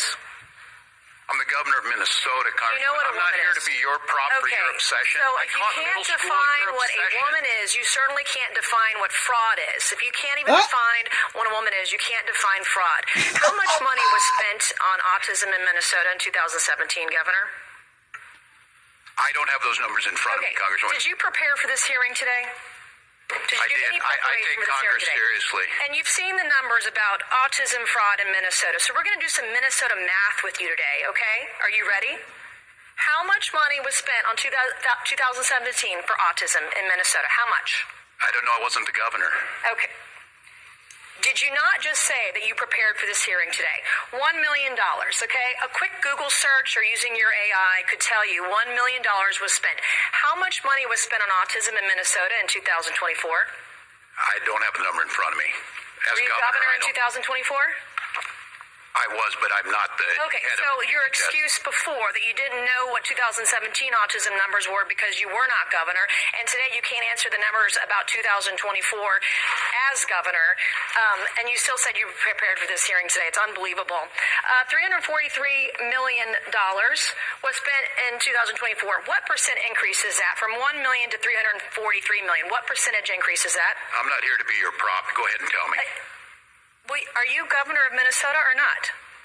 Yes, I am. Okay, well, when I'm governor of South Carolina, you can sure as hell bet that I'm going to know the math. The math is 34,200% increase, an increase of 343 times what it was. So what she's saying is, family, is that in 2017, they spent $1 million in Medicaid, and then that was in 2017. That whole state had a consistent thing, was spending about $1 million for certain autism. You know, they spent up to about $1 million. That was their track record. Then in 2024, when Tim was governor, they spent like, say, $300 million. And so when you look at that, you say, wait a minute, he should have said, wait a minute, we wasn't spending but $1 million. Now we're spending close to like $200 million or something like that. So something must be wrong. And then that's when you have to troubleshoot that. But Tim didn't, because it's given, he knew about it anyway. In this time period, do you know the number of children in Minnesota? I know that Minnesota ranked as a top 3 state for children in the last year. What is the total population in Minnesota? 5.7 million. Okay. What is the total population of children in Minnesota? I don't have the number in front of me right now. Are you governor of Minnesota? I know 400,000 were cut out of health care last week by the actions you made. Are you governor of Minnesota? I am. And you don't know the number of children residing in Minnesota? I don't have the specific number. It's 5.7 million. That's your total population. What is your age? What is the age? 0 to 5? 0 to 19? You have approximately 1.2 million children in Minnesota. I'm not even governor of South Carolina. Our population in South Carolina is 5.5 million. We have approximately 1.1 million children under the age of 18 in my home state of South Carolina, okay? As governor, I expect you to know this information. Thank God you're not Vice President of the United States. Do you know approximately how many children in Minnesota are autistic or on the spectrum? No, I don't have that number. Okay, well, if you take the CDC's roughly 1 in 36 kids are on the spectrum, we're talking about approximately 33,000 kids. In South Carolina, it's about 31,000 or so. What is, do you know what this is per child, spending-wise, in the fraud for autistic kids in Minnesota? Again, I'm not here to be your prop. Go ahead and tell us. Is doing Minnesota math a prop? This is math. We're talking about fraud. Exactly. Where does South Carolina rank? We're talking about money. Where do South Carolina children rank on healthiness? These are my questions for you. It doesn't go the other way around unless we're debating on the debate stage. But we're not. If you're asking questions about being governor, it does. I'm asking you questions about being governor of Minnesota, which you can't answer. This is basic math. And you can't even answer. Do you even care about kids in Minnesota? They rank near the top in every category. My children are fed. My children are housed. My children have health care. Getting the services they need in Minnesota. My children have the best schools. No, you don't. Mr. Chairman, I yield back. Wow. Wow. And they also asked Tim about 2 ladies that were deleted by illegal immigrants in his state. And they asked him, did he know their names? He said, do you know? They asked, do you know who such and such is? He said, no. She said that they were deleted in your state by illegal immigrant. And Tim said, oh, I don't know who that is. Wow. Wow.